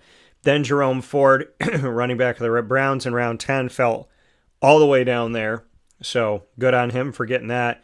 Jawan Jennings, wide receiver of the Niners in round 11. Xavier Legette of the Panthers, potential number 1 guy in round 12. Then he went with Demario Douglas, wide receiver of the Patriots in round 13. Okay. Rashawn Johnson of the Bears. Then we saw him go Jack Beck, wide receiver of the Raiders, late here. And in round 16, Tutu Atwell of the Rams, as he is a Rams fan. Then he went with Ravens defense, Old Faithful there. There's a lot of Old Faithfuls. I realized this morning that there's been at least 3, and there's arguably more I can call that. And then Matt Gay, the kicker of the Commanders. So I'm going to give John a C in this draft, because we'll see if they I didn't mean to do that, but I did that. I'm giving him a C because we'll see, but true statement. So the 11th pick here, Carissa we have for the 11th pick. So Carissa, let's get her on the board here. Carissa took Lamar Jackson with the 11th overall pick. Love it. Then she took Josh Jacobs in round 2. Love that. Then she went and took T. Higgins at the bottom of round 3. Smart. Trey McBride, arguably the best tight end in the draft, in round 4, after a bunch of tight ends had already been taken. Love it. In round 5, she went with Zay Flowers. Enjoying this. So she's got the link up between Zay and Lamar Jackson in the first, and she got him within the first 5 rounds. She got him at the bottom of round 5, the bottom half. Then in round 6, Xavier Worthy. Round 7, she got her backup quarterback, who is Justin Herbert, to Lamar Jackson. Smart. Clever girl, I gotta say, to lean back to what they said about that Raptor in Jurassic Park. Brian Robinson Jr., who's now a Niners running back, in round 8. I don't hate it. Jaden Higgins, wide receiver of the Texans. We'll see how that works out. Rashad White, running back of the Bucs, in round 10. Smart. Josh Downs, wide receiver of the Colts. Could turn on to be a good season. Again, every quarterback has their guy. Daniel Jones, does he like throwing to him? We'll see. Jake Ferguson, tight end of the Cowboys. So I respect that as well. So she's got 2 tight ends at this point, and yeah, getting Trey McBride and then Jake Ferguson, I like it very much so. So she got that, and then we'll take a look and see. She got Trey Harris, wide receiver of the Chargers, after that, and then Ty Johnson, running back of the Bills. Okay, Bills, that's potentially their 3rd guy. Then Elijah Mitchell, running back of the Chiefs, he's in that roundup. Kyle Williams, wide receiver of the Patriots, in round 16. And then Carissa went Steelers defense. And she rounded out with Jake Elliott, the kicker of them Eagles. So, Carissa, I like Carissa's draft here. I do. And she was really smart for being pick 11 here. She was really smart in where she went and how she went. she got people that other people should have been taking. So she's going to get a B+. B+. Could be an A- at the end of the season. We'll see. So I'm going to give her a B+. Then we're going to Mark, who had the 12th pick. Mark's been with me from, I believe, the first year that we did the Wake Up Call Fantasy Football Leagues here in Central New York. So I believe he's been with me for 14 years, and at the Wildcat for more than half of those. Mark went Christian McCaffrey with the 12th pick. Mark is very smart, by the way. Bucky Irving, so he went 2 running backs. Then Ladd McConkey took him from me, 2 picks before me. Isaiah Pacheco, so he went 3 running backs in the first 4 rounds. Let's see how he works. Actually, he went 4 running backs in the first 5 rounds because he went DeAndre Swift. So then he goes to Rashee Rice. Okay, so he's got McConkey and Rice are his only wide receivers in the first 6 rounds. Okay. Then he goes Emeka Egbuka, okay, for the wide receiver, rookie of the Bucks, Ricky Pearsall. Okay. I don't know if I would go there. Then he went Cowboys quarterback in round 9 was his first quarterback, Dak Prescott, Joe Milton and the crew. Then he went back-to-back. He got C.J. Stroud, so he got the 2 Texas-based quarterbacks. Then he went with Hunter Henry, his first tight end, okay, for the Patriots, and Justice Hill of the Ravens in round 12. I don't hate it. Jalen McMillan, wide receiver of the Bucks, who was a rookie last year. Then he went with Mike Gesicki as his backup tight end for the Bengals, starter there. Like I said, they got a lot of guys, but Mike Gesicki right now is number 1 on the depth chart from what I saw this morning. Then Rico Dowdle, running back of the Patriots in round 15, or not the Patriots, Panthers, pardon me. Then he went with Christian Watson so late, who was supposed to potentially be the number 1 guy. So he took a chance on some people that other people maybe weren't thinking about or didn't think were good. And he made some good moves early. Brandon Aubrey, his kicker, and Bucks defense. So, I mean, he went heavy on the running back, but then he tried to get into those receivers and make some moves there. So I definitely like his running back room. I like his running back room more than I like his receiver room. However, if Egbuka shows up, we know McConkey did some good things last year. He could be in good shape. So I'm going to go ahead and I'm going to give Mark... I'm going to give Mark a B+ as well. Do I want to give him an A-? Yeah, go with your gut, Daniel. Go with your gut. I'm going to give him an A-. And then we're not going to do the 14th pick because I was the 14th pick and I'm not going to grade myself.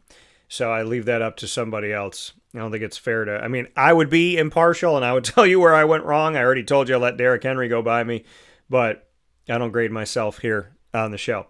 So Bucks quarterback is what Bill got at the bottom of the first round. That was after Saquon Barkley, Pat Mahomes, Jamar Chase, Josh Allen, Jalen Hurts, Bijan Robinson, Justin Jefferson, Jahmyr Gibbs, Tua Tagovailoa, Puka Nacua, Lamar Jackson, and Christian McCaffrey all went. Now, he could have gotten Gentry, he could have gotten Jaden Daniels, could have gotten Nico Collins, Josh Jacobs, Derrick Henry, Tyreek Hill, Joe Burrow, but he went with Baker. Now, Baker's done well, and I think Baker could really help him out. So, you know, I don't hate that pick by any stretch of the imagination. I think I would have went elsewhere, but I maybe picked him up when I flipped back around. But then he got Nico Collins. When we did the snake draft, you know, you do 1 through whatever and then back the other way. So he was picked 13, but he was picked 2 of the second round. Then you got Nico. So I do like that. Then he got Kenneth Walker III as his first running back, like that. TJ Hawkinson. So he went quarterback, wide receiver, running back, tight end, all early. So he got some good guys. Smart on Bill. Cortland Sutton took him away from me, potentially. I do like Cortland Sutton, covered him in college. And then Tony Pollard, running back of the Titans. Chris Olave in the bottom of the 7th round. Love it. Second to last pick of the 7th round. Tank Bigsby at the top of the 8th. Love that pick too. Zach passed the Charbonnet at the bottom of the 9th round. Top of the 10th, Darnell Mooney. We'll see how that works out. Hopefully Penix can get the ball to a bunch of these guys with the Falcons, like Mooney, like Pitts, and so on, and Drake London. And then he got the Titans quarterback, so he went with Cam Ward, the number 1 overall pick in round 11. Then he went with Miles Sanders, running back of the Cowboys, back up there. could be the number one guy. Chigoziem Okonkwo, tight end of the Titans. So he got 2 tight ends in the first 13 rounds. I'm okay with that. Samaje Perine, running back of the Bengals, around 14, could be the number 2 guy. Isaiah Likely, tight end for the Ravens. So you got 3 tight ends. Got the guy that has been working with Mark Andrews, was backing him up, and then was playing with him. So I like that pick in round 15. And 16, Ray McLeod III, another guy been in the league for a bunch of years. He's out of Clemson, and people are talking about him now. So just interesting wide receiver of the Falcons, but in a good way. And then Vikings defense and Chris Boswell of the Steelers at kicker. So, Bill, not a bad draft here. Again, I wouldn't take 3 tight ends. So that's something that, you get enticed to, but I just don't think it's the way to go. So, Bill, for your name here, I'm going to give you a solid B there, Bill. So those are my grades for the Gridiron Gurus League that drafts here in Central New York, and all of our Central New York leagues proudly, exclusively call the Wildcat Sports Pub our home for our drafts and all throughout the season, as well as during the offseason, which doesn't exist because we're always talking about the NFL. So those are our grades there. And, of course, I'll tell you my team. I'm just not going to grade my team because I don't think it's fair to do that. I believe that I'm fair, but, I don't want to sit here and grade my own team. So this is who I got. And I had the 14th pick of 14. So the first pick of the second round because it's a snake draft. But I did have to wait 13 picks until I drafted. And then after I drafted at the top of the second round, I had to wait for 26 picks. 13 left in the second round, 13 in the third round, then back to me. So I had to do that multiple times. So I had to wait almost 30 picks between who I was picking. So I had to be smart. And again, I let Derrick Henry pass me by. And I focused on Genty. Wasn't even looking at the fact that Henry was still there. But I'm happy I got Ashton Genty. Now, my quarterbacks are Jaden Daniels and Jackson Dart, and whoever the Giants have. And then, because it's team quarterback. Then I have Ashton Genty, R.J. Harvey, Cam Scattaboo, Najee Harris, now of the Chargers, Biasol Tutin, and Kendre Miller, now of the Saints. Did not purposefully draft 4 rookie running backs, but Genty's a starter. I think Harvey, hopefully, will be a starter. Scattaboo could be the starter, if not the power guy. And then Tutin, you have him come in, maybe helps you on third down. So I think for this, I could end up with 3 starting running backs of those rookies this year. Wide receiver, I have Drake London, Garrett Wilson, Travis Hunter, who's technically 3 different players, because if he does something well on defense, then, good on. If he intercepts the ball, returns it for a touchdown, good on me. If he does a special teams return for a touchdown, good on me. If he gets an offensive touchdown, good on me. So Travis Hunter's drafted 3 guys. He is another rookie, so I had 5 rookies on this team. Wendell Robinson, Michael Wilson, who's fallen down the draft board, and I'm okay with that. And Alec Iomanor from the Titans is a guy that seemingly could have a nice connection with Cam Ward, so that's why I got him as my 6th and final wide receiver. Then I got Sam Laporta and Dalton Kincaid, arguably my best tight end tandem I've ever had. I got Cam Little, the kicker from the Jaguars, that can boot it from here to Jacksonville. And I got the 49ers defense. Why did I get the 49ers defense, Dan? They weren't even ranked in the top 10. Because they are playing, by record, they are playing the easiest schedule this season as far as how teams performed last year. So that is why I chose the Niners, because strength of schedule, theirs is 32nd of 32. Because their opponents had the worst record last year, by and large. So there you go. We're going to take a step aside. We'll come back, and I will grade out the Captains on Call League here in Central New York that drafts at the Wildcat Sports Pub and calls the Wildcat Sports Pub home right after these messages from our wonderful partners. Here's a message from Renee from Bryan's Landing, located on 6523 East Seneca Turnpike in Jamesville, New York. Open Tuesdays and Wednesdays for dinner, Thursday through Saturday for lunch and dinner, and Sundays for brunch. It's a lot like the way that my mom and dad ran their restaurant. We have put in place a lot of people that are family to us, very similar to how my dad hired people that were family to him. And then the tradition I'm carrying on is a lot of the items that are on our menu are my dad's. And he taught our chefs how to recreate his dishes. So I think that Tommy McNerney, who our executive chef is, to him it is an art. And I think that when he does create a dish, it's not just about making the food taste delicious, which is definitely our priority, but it's an art to him, and it's almost like his canvas on a plate where he just wants the colors to look great, and people love it because he takes pride in that. And Brian and I appreciate that. We want it to obviously look good and taste good. I will tell you, when we opened up, it was 6 weeks before COVID. And what was amazing was the community, our friends and family stepped up, and everybody did takeout. Everybody supported us. Our hearts were just so filled. So to Brian and I, obviously our friends come all the time, and we just have repeat customers in Jamesville, and I think people going to our previous restaurant in Green Lakes are making the trip to come to Brian's Landing to support us. And I mean, I think we have great food and a great atmosphere. So it's very, very important to us. Head to Brian's Landing, located on 6523 East Seneca Turnpike in Jamesville, New York, where memories have become recipes that are now meals to share with you. Tuesdays and Wednesdays for dinner, Thursday through Saturday for lunch and dinner, and on Sundays for brunch. And be sure to come out for live music Friday, Saturday, and Sunday.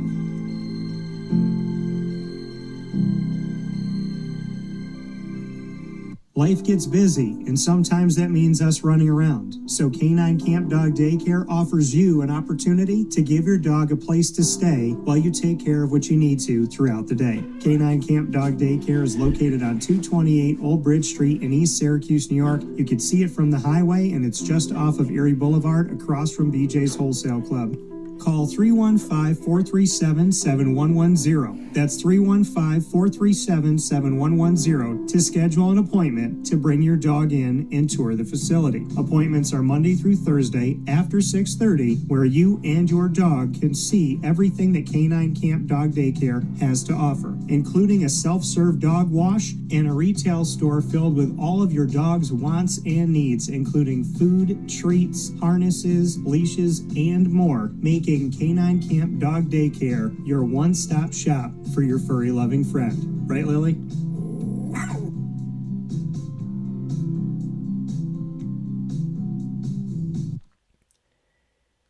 And a welcome back here to Wake Up Call with Dan Tortora, where sports truly meets that thing called life. We appreciate you being with us inside the Great Lakes Honda City studios.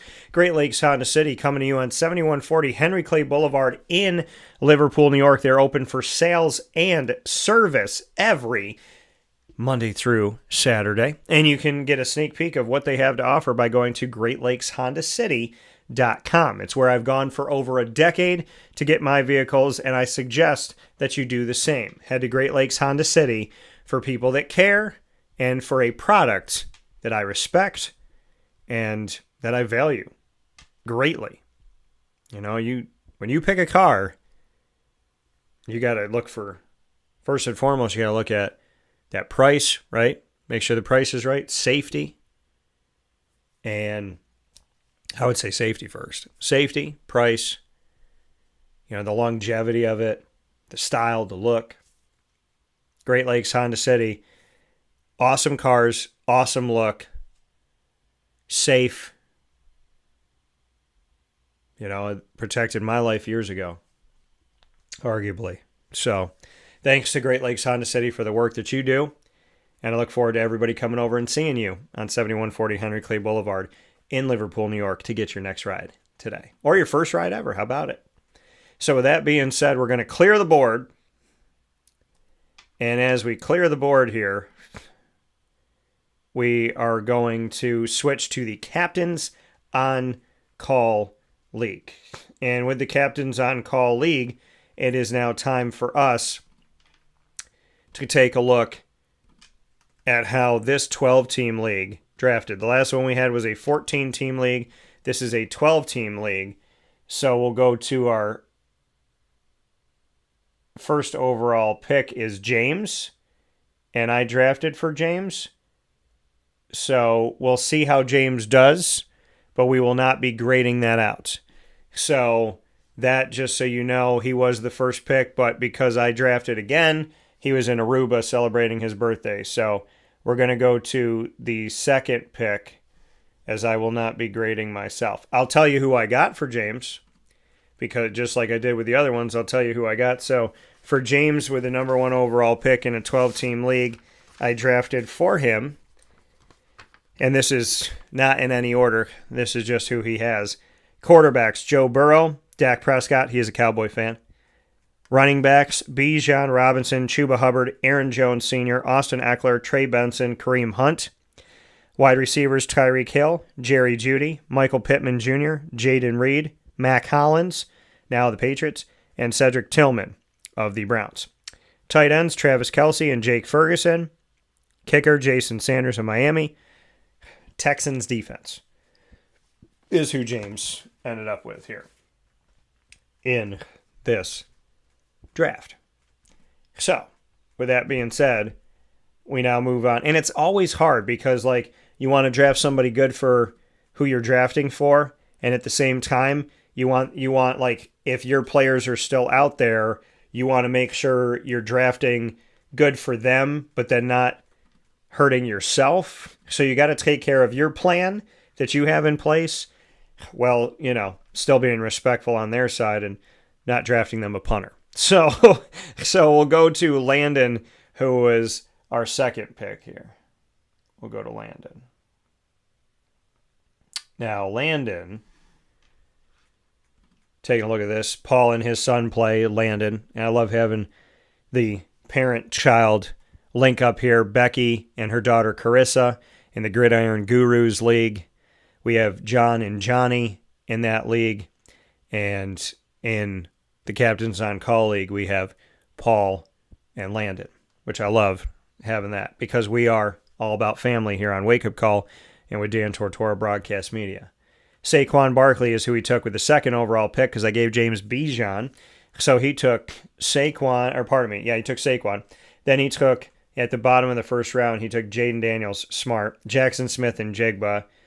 So he went running back, quarterback, wide receiver, love it.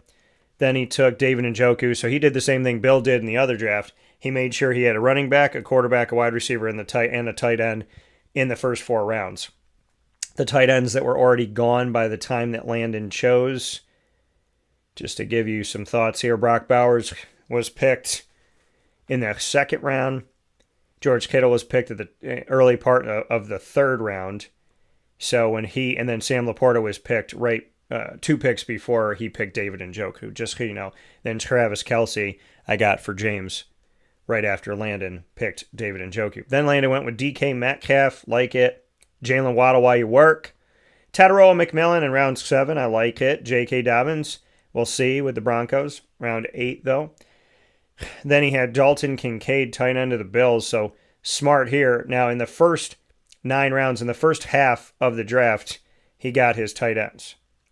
Now, I will say, I'm not trying to get both of my tight ends necessarily in the first half of an 18-round draft. However, in Landon's case, with David Njoku and Dalton Kincaid, got 2 good ones there. And he's also making the move that he made after a bunch of tight ends went off the board. Kyle Pitts was off the board. Dallas Goedert also came off. And Zach Ertz, Tyler Warren, all off the board at this time. Evan Engram, TJ Hawkinson, that was all after he drafted David Njoku. So I understand the move. Then he went with Packers quarterback Jordan Love to back up Jaden Daniels. And he got Jordan Love in round 10. I like it. Zach Charbonnet in 11. Then he got Rashid Shaheed, wide receiver for the Saints, in round 12. Then he went with Ray Davis, Dylan Sampson, okay. Najee Harris in round 15. Picked up a third quarterback at Bryce Young. Don't have to do that, but I can understand if you feel like that's the best available at the time when we're this late in the draft. And then Bills defense and Chris Boswell of the Steelers. So I like what Landon did. I'm going to give Landon an A. Give him a little A here.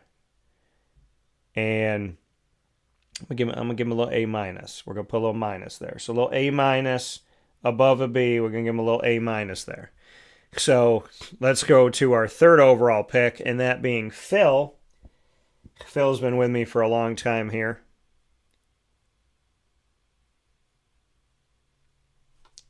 And Phil went with Jamar Chase with the third overall pick. I like it. Then he went with Chase Brown. So he did Chase and Chase. That's never been done in any of our drafts before. He went Jamar Chase, then Chase Brown.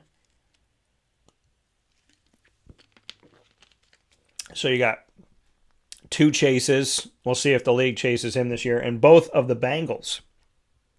So really unique. Round 3, he went with George Kittle.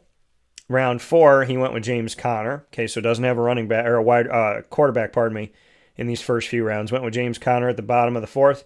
In the 5th, Mike Evans, like it. Top part of the 5th. First quarterback he chose was round 6. He got Kyler Murray, like it. George Pickens of the 7th. Okay, I don't know if I would go to him at that time, but that one I probably disagree with. And then Keenan Allen of the Chargers. He likes Keenan Allen. I feel like he's drafted him before. He's a Niners fan. He got Ricky Pearsall, top 3 picks of the 9th round, so not bad. Jordan Mason there, round 10. Then he went with Tajay Spears at the top of round 11, and then he went with Brandon Ayuk, another Niner, in round 12 at the bottom part of that.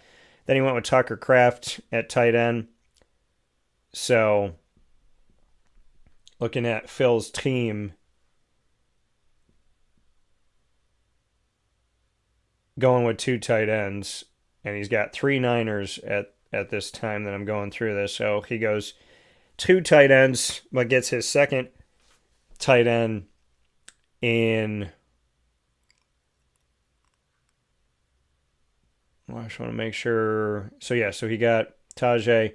So he gets his second tight end in round 13. Then he goes and drafts a third tight end in round 14. I don't know if I would do that, but he does get a third tight end there. And then he brings in Jets quarterback Justin Fields and the crew because you get team quarterback. Then Jalen Wright is his final skill player, running back for the Dolphins. Then he went with Brandon Aubrey, kicker for the Cowboys, and Eagles defense. So he did get some Homer Niner picks, and so Phil with the third overall pick, and he did take 2 tight ends. I'm going to give Phil a B. We're going to go B with Phil. Give him a solid B. Then that takes us to our captains on call 4th overall pick, and that 4th overall pick, that belonged to Paul. So Paul, and like I said, Paul, him and his son Landon play in our league. So Landon had the 2nd pick, and Paul had the 4th overall pick. So as we take a look at this,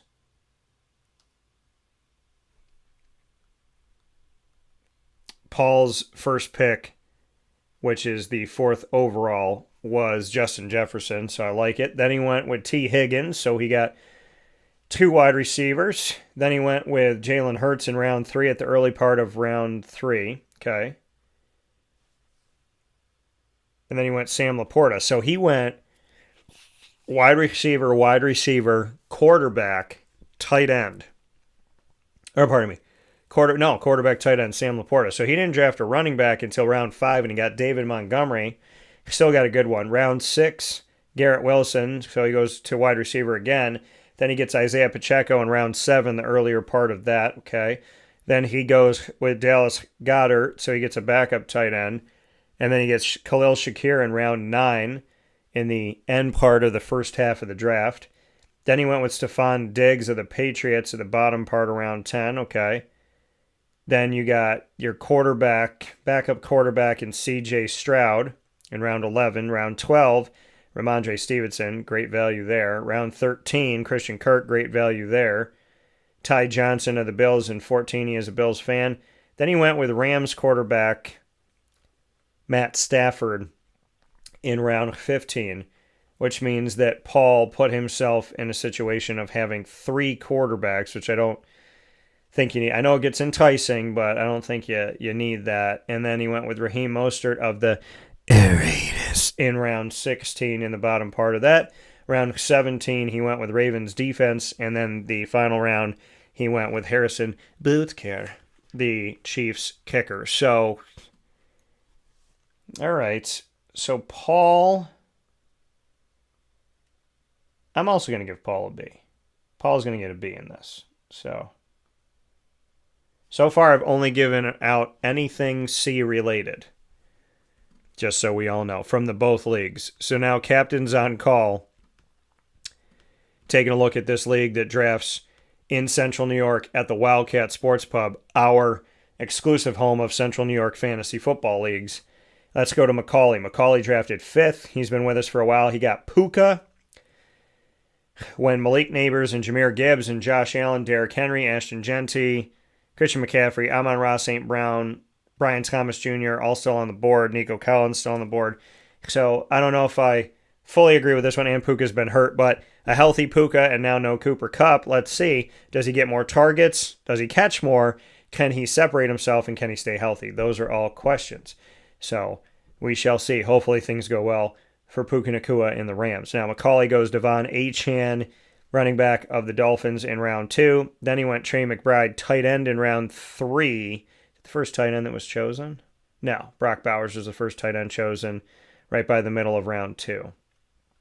Okay, so he chose the second tight end. He did that in round 3. A little early for me. There was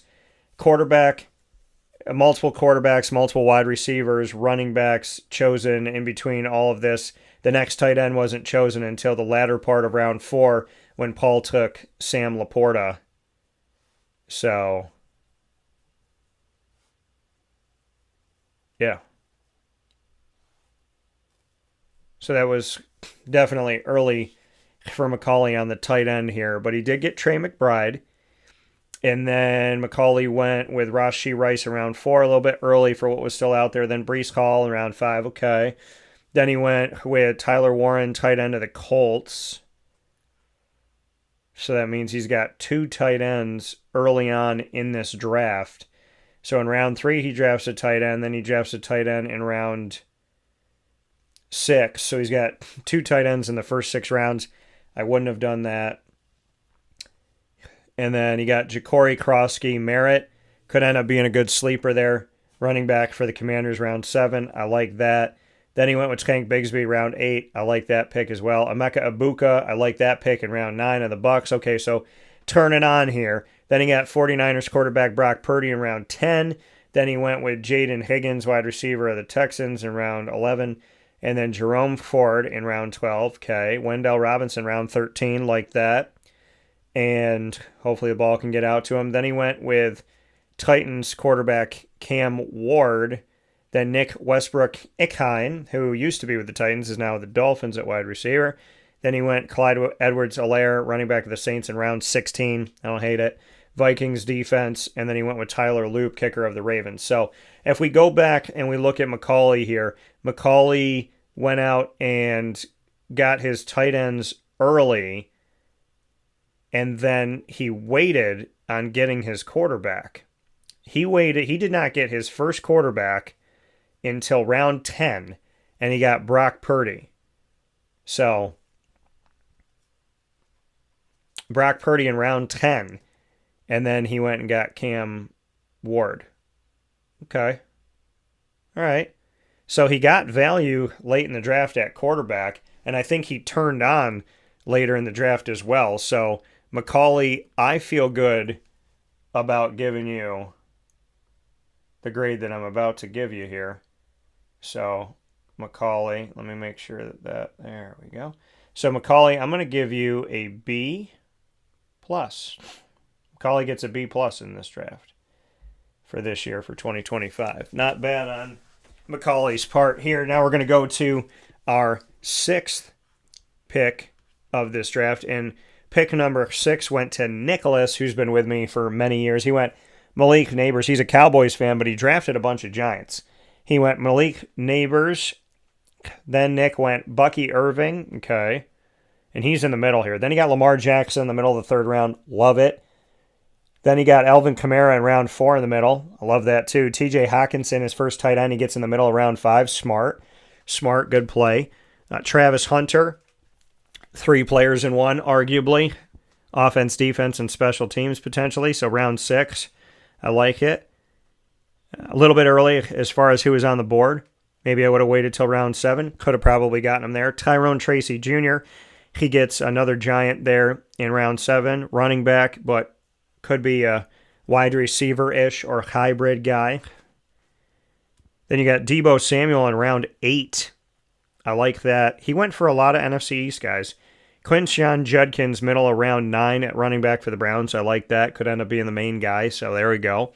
And then he went Vikings quarterback J.J. McCarthy in round 10. So when you look at Nick and how he drafted here through the first 9 rounds, he did not, after getting Lamar Jackson, right, he waited. So in those first 9 rounds, he gets Lamar Jackson in the middle of round 3, which I love. And then he goes and gets J.J. McCarthy, round 10. Perfect. Good with it. And then he went and got Jordan Addison of the Vikings for J.J. to throw to. I like that. Round 12, he went with Rachaad White. Great value. Cade Otton, tight end of the Bucs. Backup tight end in round 13. Perfect. Love it. He's a starter. And then you got Adam Thielen, round 14. Can't hate on that. Wide receiver out of the Panthers at that place. DJ Giddens, running back of the Colts in round 15. Backup guy. Could see some time. And then he got Mooney, wide receiver of the Falcons, in round 16. So he got great value in this draft. And then Steelers, defense and special teams. And then he went with Chase McLaughlin for the Bucs. So, Nick, don't fall out of your chair. I appreciate you, sir. Nicholas here. I am going to give Nick in his draft, I'm going to give him an A-. I like it, Nick. Respect. I'm going to give Nick an A-. So that brings me to the 7th pick that we had in this Captains on Call League, as I'm giving my draft grades that we do every year in the Wake Up Call Fantasy Football Leagues. It also lets you know, right, because I'm naming off players that you may be drafting, you may be thinking of. So it lets you know kind of how I'm grading out these things as well. So as I'm breaking it down for people you may not know, I'm also breaking it down for you in a way. So Curtis had the 7th pick of the draft, and he went with Jahmyr Gibbs right off the jump here. And so I like that from Curtis. So let's bring up Curtis here. So Curtis went with Jahmyr Gibbs, okay. Then Curtis with the 8th overall pick, 7th overall pick. Then he went CeeDee Lamb. Then he went Drake London in round 3. Kyron Williams in round 4. I love it. Curtis went Kenneth Walker the 3rd, round 5. Love that too. Round 6, he went Devontae Adams. All right. Probably a little high for the other guys that were still available. Then he went Cortland Sutton in round 7. Good value. Kyle Pitts in round 8. Value. First tight end he took. And yeah, so when you look at, because that's what you want to be able to do, right? You want to be able to get a bunch of your wide receivers and your running backs and potentially get a quarterback in, the first 7-8 rounds, and then address your tight end, which he addressed in round 8 for Kyle Pitts. Then he went with his quarterback, Baker Mayfield, in round 9. And then we saw him go round 10, Javonte Williams, running back of the Cowboys, used to be of the Broncos, and before that covered what he was doing with the Tar Heels in college. And when they leaned on him and Michael Carter in that road game during the COVID season for Syracuse, that's how they won. Sam Howell wasn't doing anything at quarterback. I think he had 60 yards at halftime passing, and then they went to Javonte Williams and Michael Carter and took care of the Syracuse Orange with the Tar Heels hosting them. So after that, let's see here. Curtis went in round 11. He went to Joe Mixon, all right. Then he went to Rashad Bateman in round 12. I like it. Could get some good value there. Gets another quarterback in Tua in round 13, which I love. Brenton Strange, tight end of the Jaguars, round 14. Okay. And then Curtis went Chris Rodriguez. So if you look at Curtis's draft here, just want to go back to something here. So Curtis did get Javonte. He got the Bucks. Okay, so Curtis, I just want to make sure I didn't miss somebody here. So he's got a couple quarterbacks, weighted on them. Got 2 tight ends, weighted. I like it. Chris Rodriguez Jr., he's a Commanders fan, so he took Chris Rodriguez, the running back there. And then he got Dante Thornton Jr., wide receiver of the Raiders. A lot of people having hopes for the Raiders and what they can do with their receiving core. And then you have Jake Bates, kicker for the Lions, and Commanders defense. All right, so I like the value. I like when he got certain players. So Curtis, you're gonna get an A- from me because I like what you got and I like when you got it. So that's how we're gonna give you our grade here. Give you a little A-. And then that brings me to the 8th overall pick, and that 8th overall pick went to Pete. So shout out to Pete Green, much love. Who did he get? He didn't wait on it because he was like, I'm not going to let anybody take him. He took the first quarterback off the board.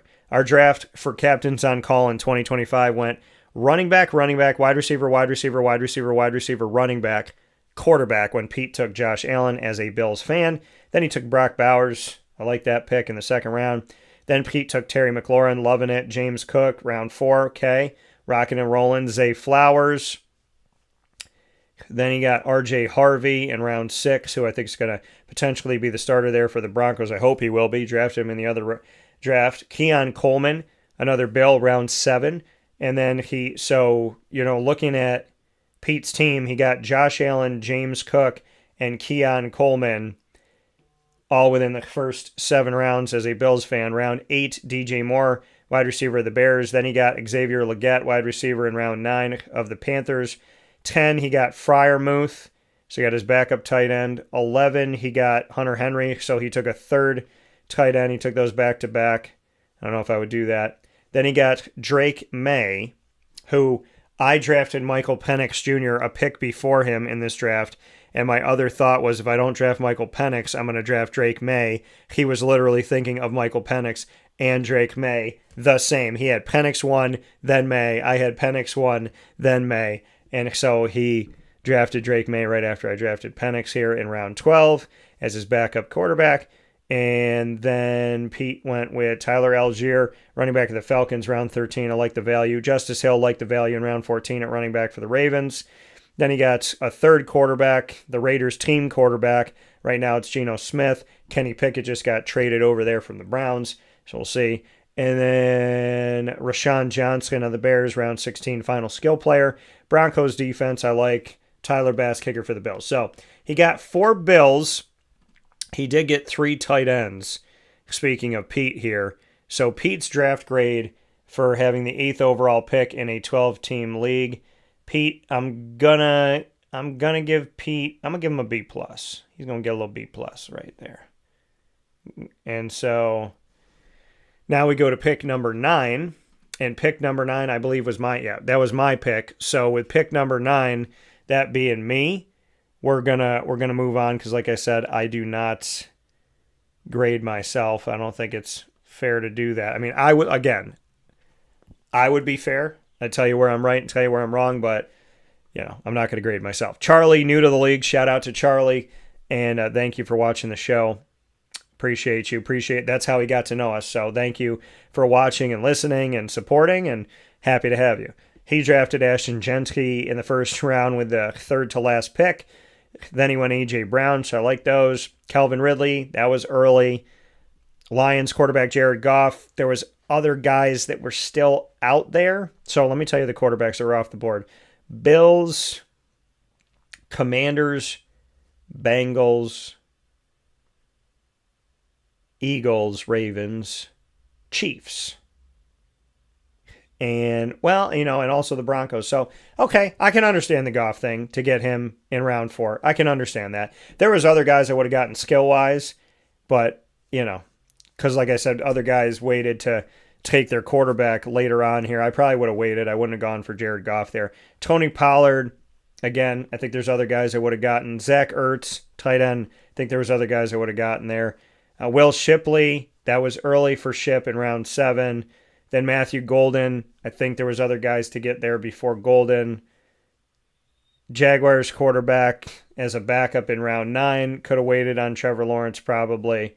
And then Elijah Arroyo, there was other tight ends to get. That was his backup.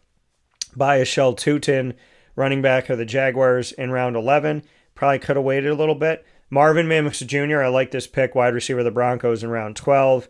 Braylon Allen, running back of the Jets, backup there to Breece Hall. Could see some action, so I like that. Darius Slayton, wide receiver for the Giants in round 14. Okay. And then we got Kyle Juszczyk, fullback of the Niners, chosen in both of our CNY leagues here at the Wildcat for Wake Up Call Fantasy Football. He got a third quarterback in Sam Darnold and the Seahawks. I probably wouldn't have done that. And then he got Lions defense, okay, and he got Jake Elliott at kicker. So I'm gonna, for Charlie here, I'm gonna give him a C. C for Charlie. So I'm gonna have to give him a C on this just because of who was available and who he drafted at the time and maybe the timing of some stuff. The 11th pick went to Zach, Christian McCaffrey. Then he went Brian Thomas Jr. at the top of the second round, at the second pick of the second round. Then Ladd McConkey, I love that at the end of the third round. Josh Jacobs, loving the draft here. Travion Henderson, Xavier Worthy, Jamison Williams. We get to round 8. He gets Caleb Johnson, running back of the Steelers. Question mark there. Cam Scadaboo, I like that in round 9. Then he gets Chargers quarterback Justin Herbert. So when you look at his draft, he waited all the way down to round 9 and still got Justin Herbert. Round 10 and got Justin Herbert. So that was the second pick after we came back from the break. We have 18 rounds in the Wake Up Call Fantasy Football Leagues. First 9, take a break, 10 through 18. So in the second pick of when we came out of our halftime, essentially, that's when he got his first quarterback, and he got Herbert, one of the best balls in the NFL that you'll see thrown. I mean, that's Zach, very smart. Colston Loveland, tight end of the Bears, gets him in round 11. Okay. Then he gets Bears quarterback Caleb Williams right after that to have that tandem. Demario Douglas toward the bottom of the 13th round. Then he gets Sean Tucker of the Bucks in round 14, second pick. Theo Johnson of the Giants. He is a Giants fan. Ray McLeod, wide receiver of the Falcons. And then he got Niners defense after I told him, strength of schedule and why I draft what I draft. So he got the Niners. And then Young Quay Koo, kicker of the Falcons, who he's gotten for many, many years. I love the draft that Zach did. And Zach is really hard to draft against. So Zach, you're gonna get an A- from me. I'm gonna give you a little A- here. Give you an A-. So I do like what he did for sure. I think he did some good things here. And then Colby had the last pick. He had 12 of 12, which means that he got to pick first when we did the snake thing. So he did 1 through 12. He drafted last of the first round and then first of the second round. So he went with Amon-Ra St. Brown. Then he went with Jonathan Taylor. Then the bottom of the third round, Amarian Hampton, running back of the Chargers. Then he got Bo Nix at the top of the fourth round. Evan Engram, his tight end, to go with Bo Nix with the Broncos. Then Roma Dunze at the top of the sixth round. And Roma Dunze, he eluded me this year. I wanted to get him in either one of these leagues. And then he got Jacoby Myers from the Raiders. And then he got Jalen Warren, running back of the Steelers, supposed to be the main guy with Najee Harris not there. Then you got Nick Chubb at the bottom of round 9. Brian Robinson Jr. at the top of round 10, new running back for the Niners. Then you got Juwan Jennings at the bottom of round 11 for the Niners.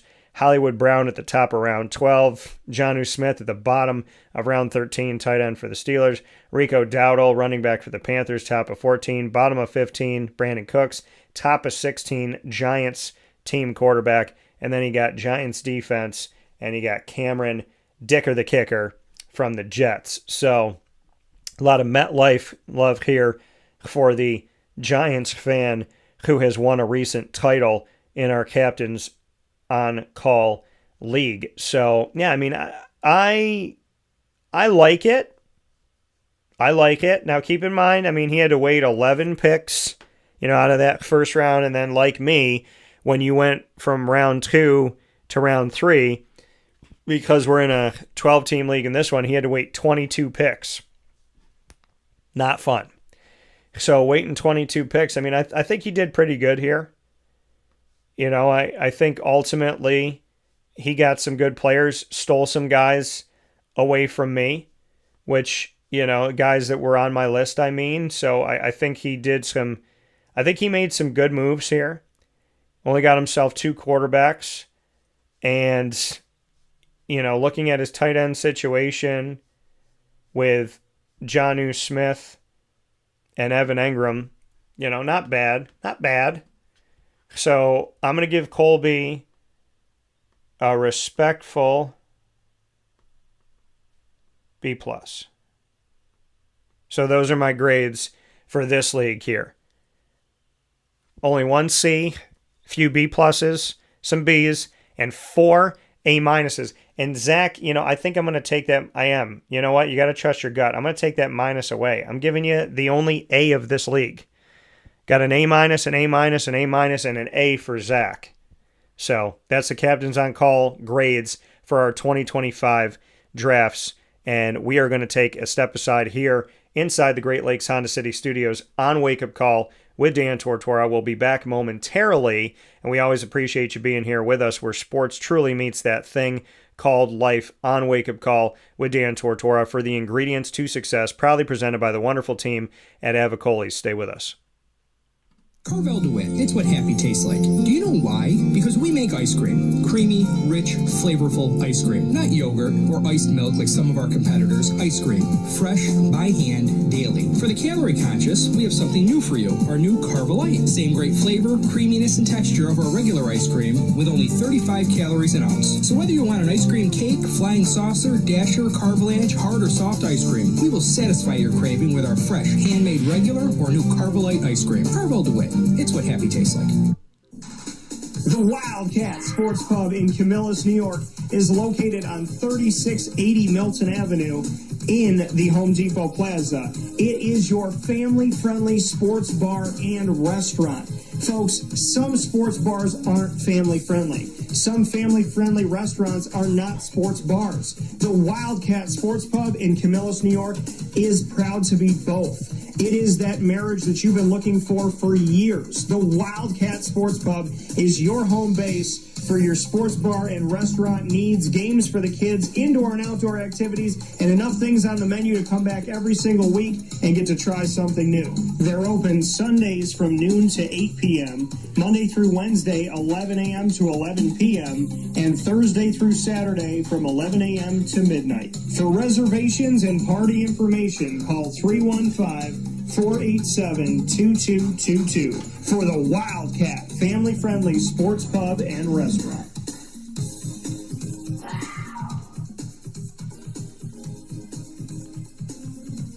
GG Cards and Breaks. Like, comment, subscribe. GG Cards and Breaks coming to you on 639 Delmar Place in Syracuse, New York is your one-stop sports card and trading card shop. Speaking here today about all these NFL players, that is the place to go to get your NFL, NBA, MLB, to get closer to the teams and players that you love. You never know what you're going to find at GG Cards and Breaks. I will tell you this, though. You will find 92 boxes.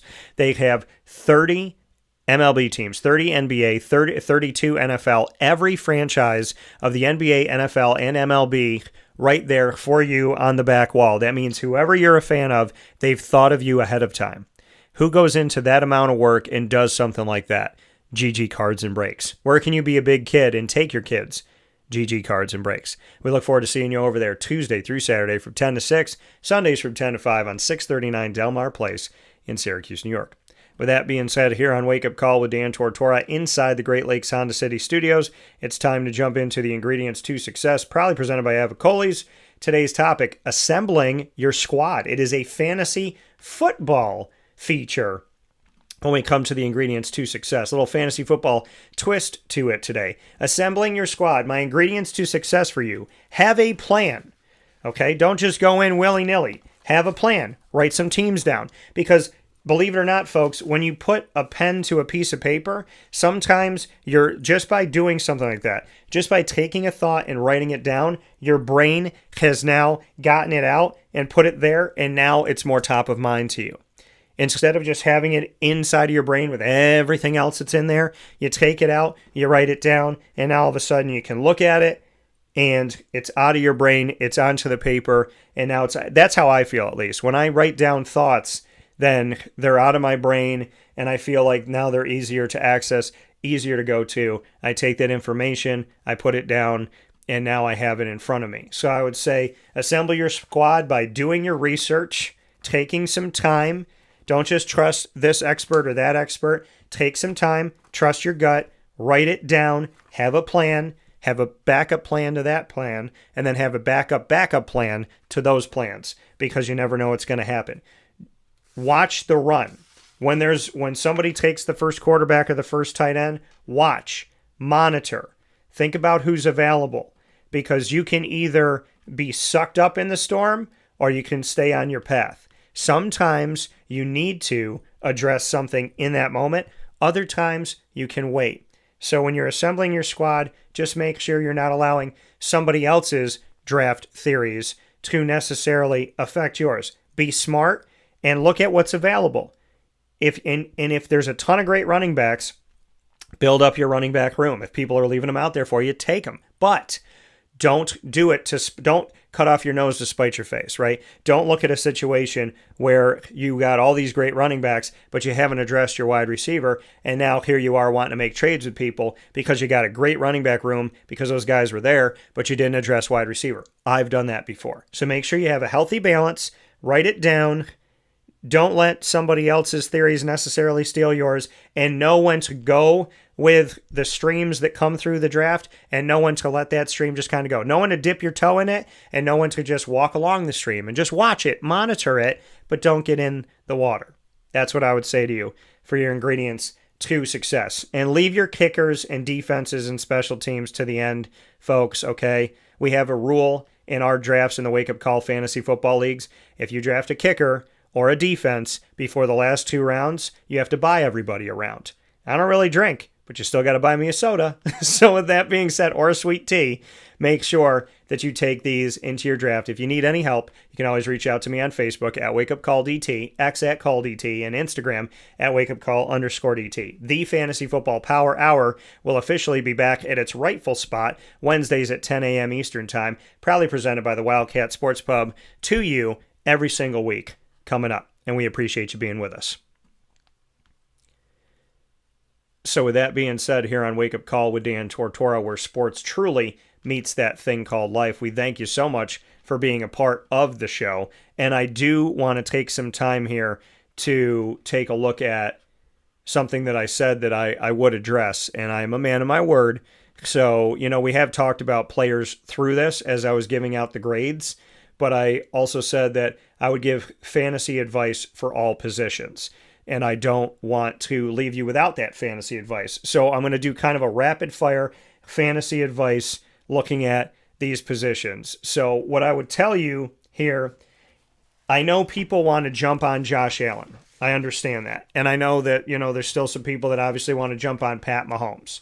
So when you want to jump on Josh Allen and you want to jump on Pat Mahomes, and maybe you want to jump on Lamar Jackson, I want to caution you to take care of your running backs and take care of your wide receivers first. I'm not saying don't mix your quarterback in there, but taking a quarterback, so I don't like taking a quarterback in round 1 or 2. Depending on who's available and how people strike, again, am I dipping my toe in the stream, or am I just walking alongside it, watching it, monitoring it, seeing where it goes?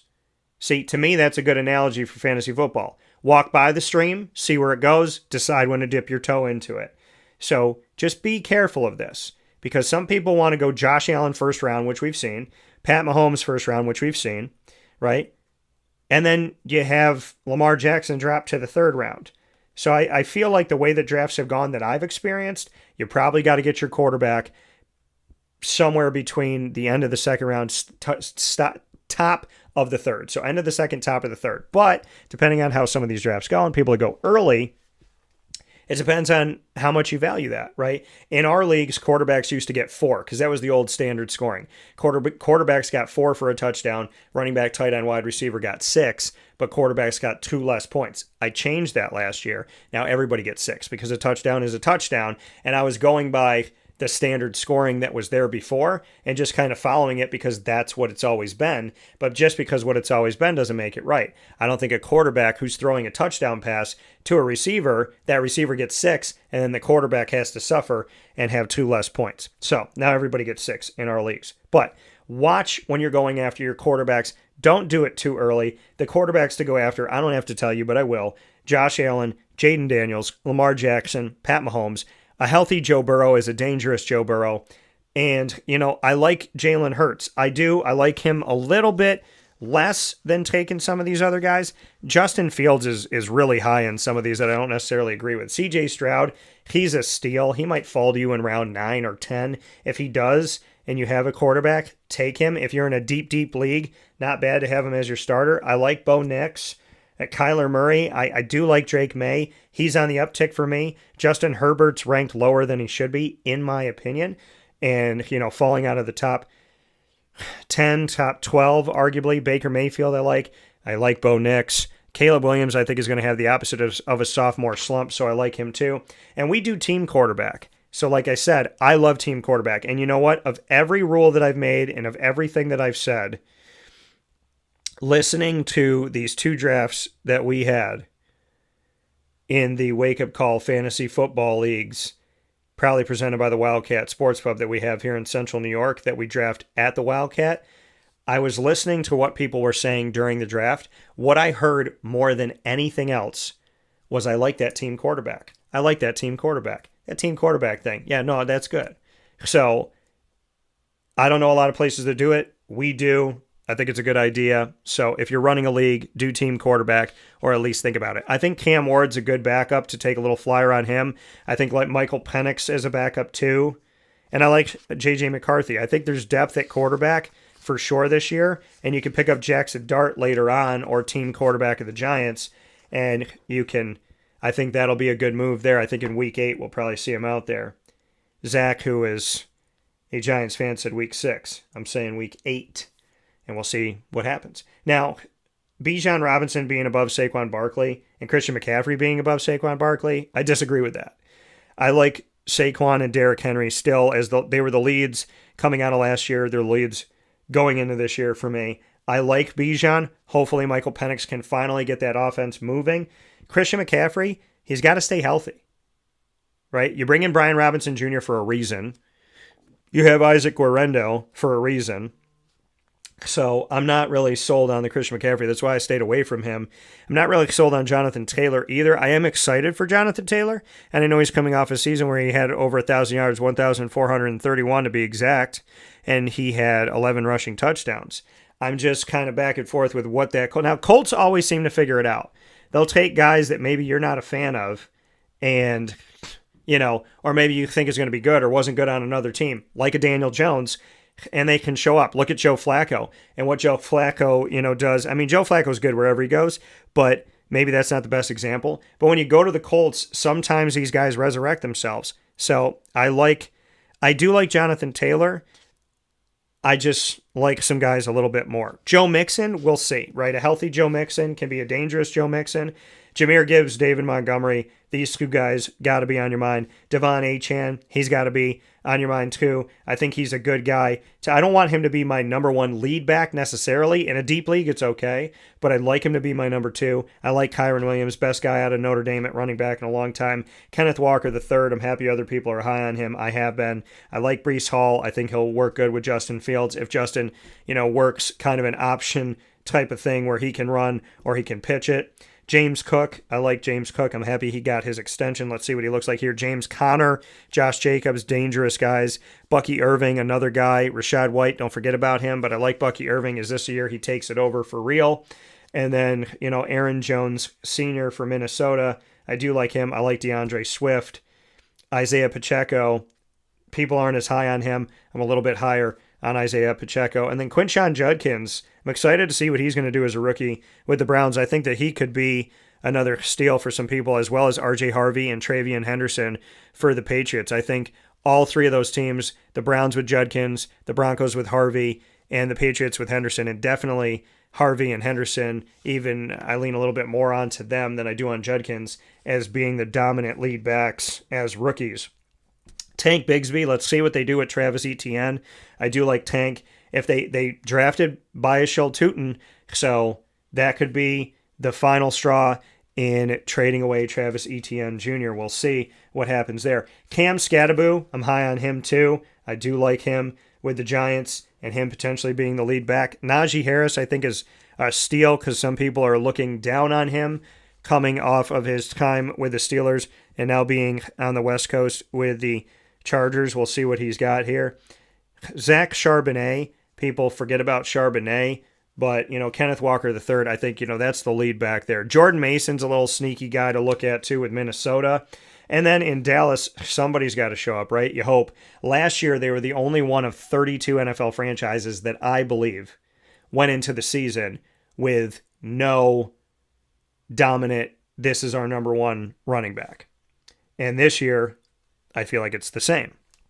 So Miles Sanders, Javonte Williams, who's the guy? Who takes over? We'll see. A healthy Miles Sanders, I think, can take over, but Javonte Williams, this is his opportunity to show himself and what he has. Will Shipley, I think he's a little sneaky guy there. Justice Hill and Keaton Mitchell, both of them healthy in a Ravens offense that leans on the fact that they got a lot of guys that can run the ball. That's something to look to. And we'll see what Sean Tucker can do, former Syracuse guy, with the Bucs. Will he stay with the Bucs and will he continue to do his thing? That I'm excited to see. And then as far as the receivers go, I mean, Jamar Chase, I don't have to tell you. Malik Neighbors, people are really high on him. It's funny how they're like, who's going to be the guy to get him the ball, but they're really high on Neighbors. I think maybe people expect Dart's going to come in early and be there. I still think that Russell Wilson or Jameis Winston was brought there. Basically, you bring them both there rather cheap. You bring the two guys in, and you see who ends up being the dominant guy. They both can teach. They're both seasoned vets. Russell Wilson's won a championship in the NFL. Jameis Winston's won a championship in college, the last BCS title before the college football playoff. So you got two championship caliber quarterbacks. You got two guys that have been starters, and so now in multiple places have been starters. So now you see which one works out, and then you wait a few weeks, and whoever has a quarterback issue, a struggle, the guy that they have is not the guy that they want, somebody gets hurt, they're going to deal one of those guys, keep the other one for a few more weeks, have him be the starter, then move into Jackson Dart and have that guy be there with a clipboard to help Jackson. So I still think that plan was bring in Russell, bring in Jameis, get those two vets, have them work with Jackson Dart, and then let one of them go as trade bait. So when somebody needs a quarterback, we give you a seasoned vet. We get something we need. We still have Jackson. That's what I think is going to happen. You heard it here. So, but yeah, CeeDee Lamb, can Dak be consistent? That's why I stayed away from him. Nico Collins, man, if the guy stays healthy, he's dangerous. Back-to-back 1,000-yard seasons after having a season of under 500 yards. Justin Jefferson, I don't know why people are worried about. I guess there's a question of, will J.J. McCarthy stay healthy? God bless that he will.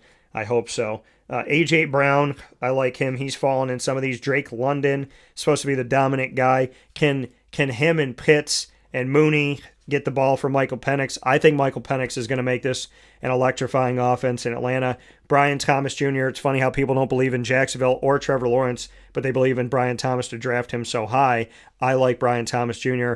And then Jackson Smith and Jigba, I like him. Rashee Rice, it's what's going to happen with him, and is he a guy that is going to be out there every single week becomes a question mark, right? With Rashee Rice, now I like Rashee, and he's coming from SMU, but the thing with Rashee Rice, a team that I cover, with Rashee, the question becomes, legal battles and things going on and whatnot. So we'll see what's going to happen with him and how this is going to work out. Because his exact suspension length for his legal issues is unknown. So when you draft him, you're putting out there that if you draft him high, you might suffer, or, it might be a great thing by the end of the season. Tyreek Hill, if Tua stays healthy, or if they get the right backup quarterback, I like Quinn Ewers. We'll see what he could be in the NFL. I'm circling Devontae Adams with the Chargers, interested to seeing what that could be. He's got with the Rams, so he's got Matty Stafford now. We'll see what that looks like. I'm on Ross St. Brown. I like Mike Evans. The dude is just a 1,000-yard receiver year in and year out. Garrett Wilson I like, and I'm not as worried about him as some other people may be with the Jets having a new quarterback. Devontae Smith, Lad McConkey, liking these guys, Zay Flowers, Teteroa McMillan. If Bryce Young can have a season where he, gets comfortable, looks good, and they can block for him, puts on some healthy, muscle and whatnot, Teteroa McMillan can have himself a good season. And then outside of that, I like Cooper Kupp. I think people are overlooking him. I think people are overlooking Roma Dunze. I think that's going to be to the detriment of your team if you do that. Emeka Ibuka, I like looking at what he's going to do with Tampa as a rookie. Wendell Robinson, I have him circled with the Giants. Outside of that, there are some sleepers that you roll the dice on.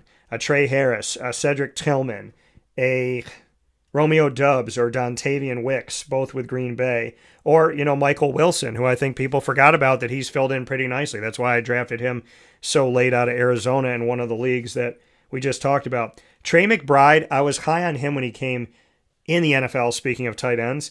And Trey McBride is now ranked number 1 above Brock Bowers and Sam Laporta. David Njoku's had a resurgence. So I just think it's funny, two guys that I've spoken about that we're seeing them now. Definitely Trey McBride being up there. Travis Kelce's dipped down a little bit. But again, I think this is the year there's more than 5 tight ends. Trey McBride, Brock Bowers, Sam Laporta.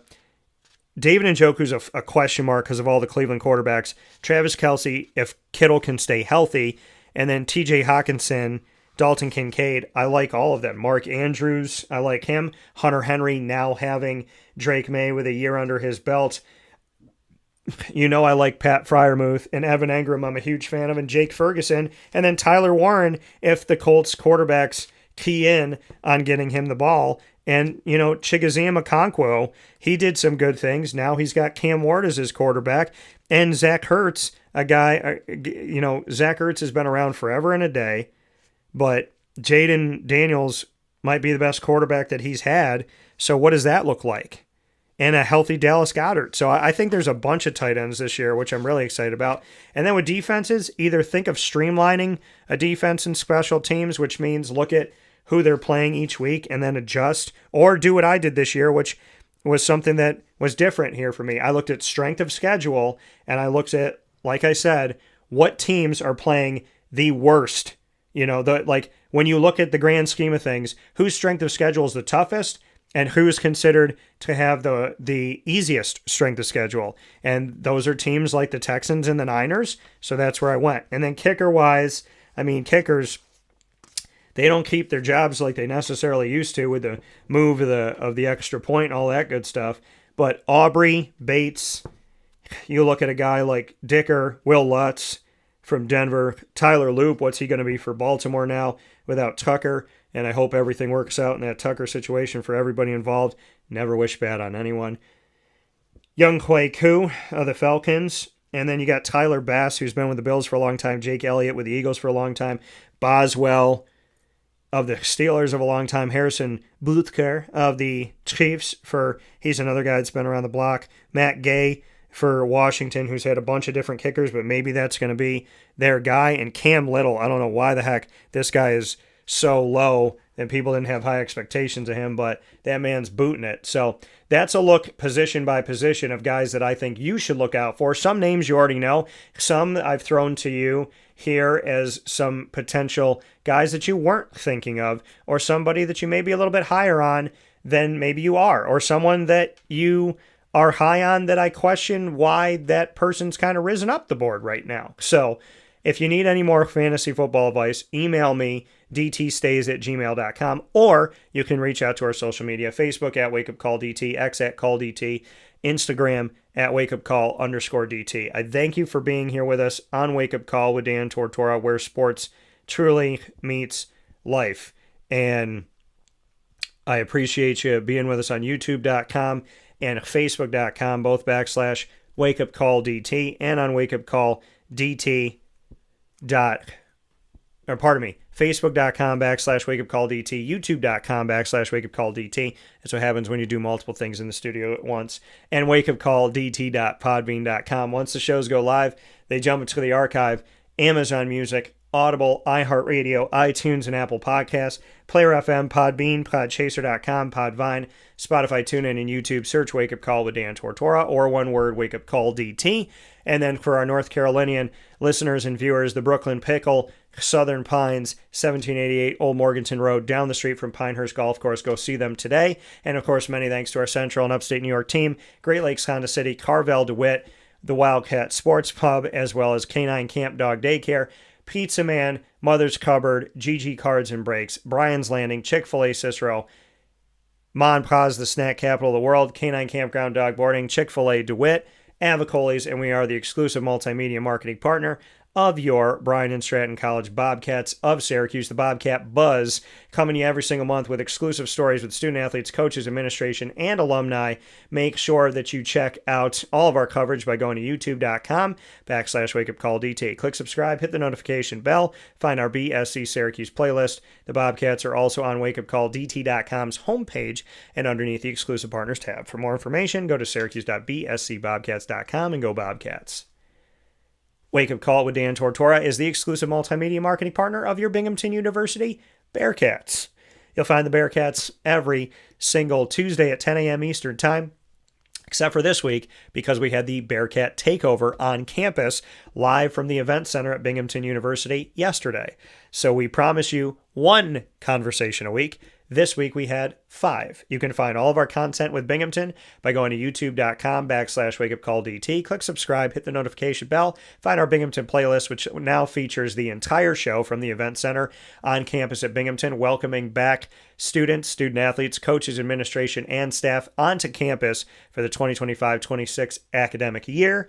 And of course, so you got the full episode with all 5 interviews, and you have each of them individually. So what I did was I put onto our YouTube channel and our Facebook page all five together, and then all 5 separate. If you want to go and just watch Gene Marshall, or you want to see Allie Yeager, or Anna Buckwalter, or you want to see Alex Balke, as well as Lavelle Sanders, they're all individual specials, as well as a full show, and everything there for you on our YouTube channel and our Binghamton playlist. You'll also find the Bearcats on wakeupcalldt.com's homepage and underneath the exclusive partners tab. For more information, go to binghamtonbearcats.com and go Bearcats.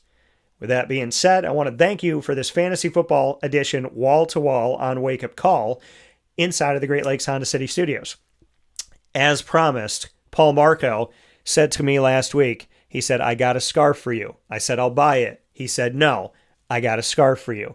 Well, when I went to Binghamton University yesterday, I got to see Paul Marco, the head coach of the men's soccer team, and he gave me the scarf, and I promised him it would be visible in the studio today. It is the first scarf that you can see on camera. There will be others added here, but our Binghamton University scarf right there, courtesy of Paul Marco and the men's soccer team. From the Great Lakes Honda City Studios, go see Great Lakes on 7140 Henry Clay Boulevard in Liverpool, New York. Let them know that DT sent you.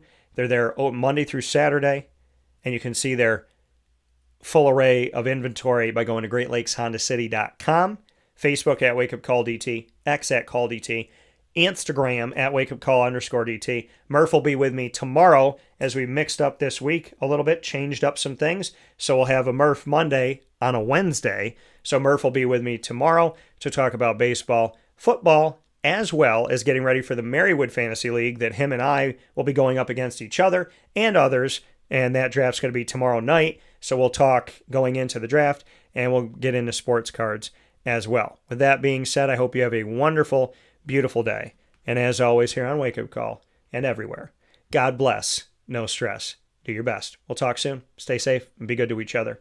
and yourself.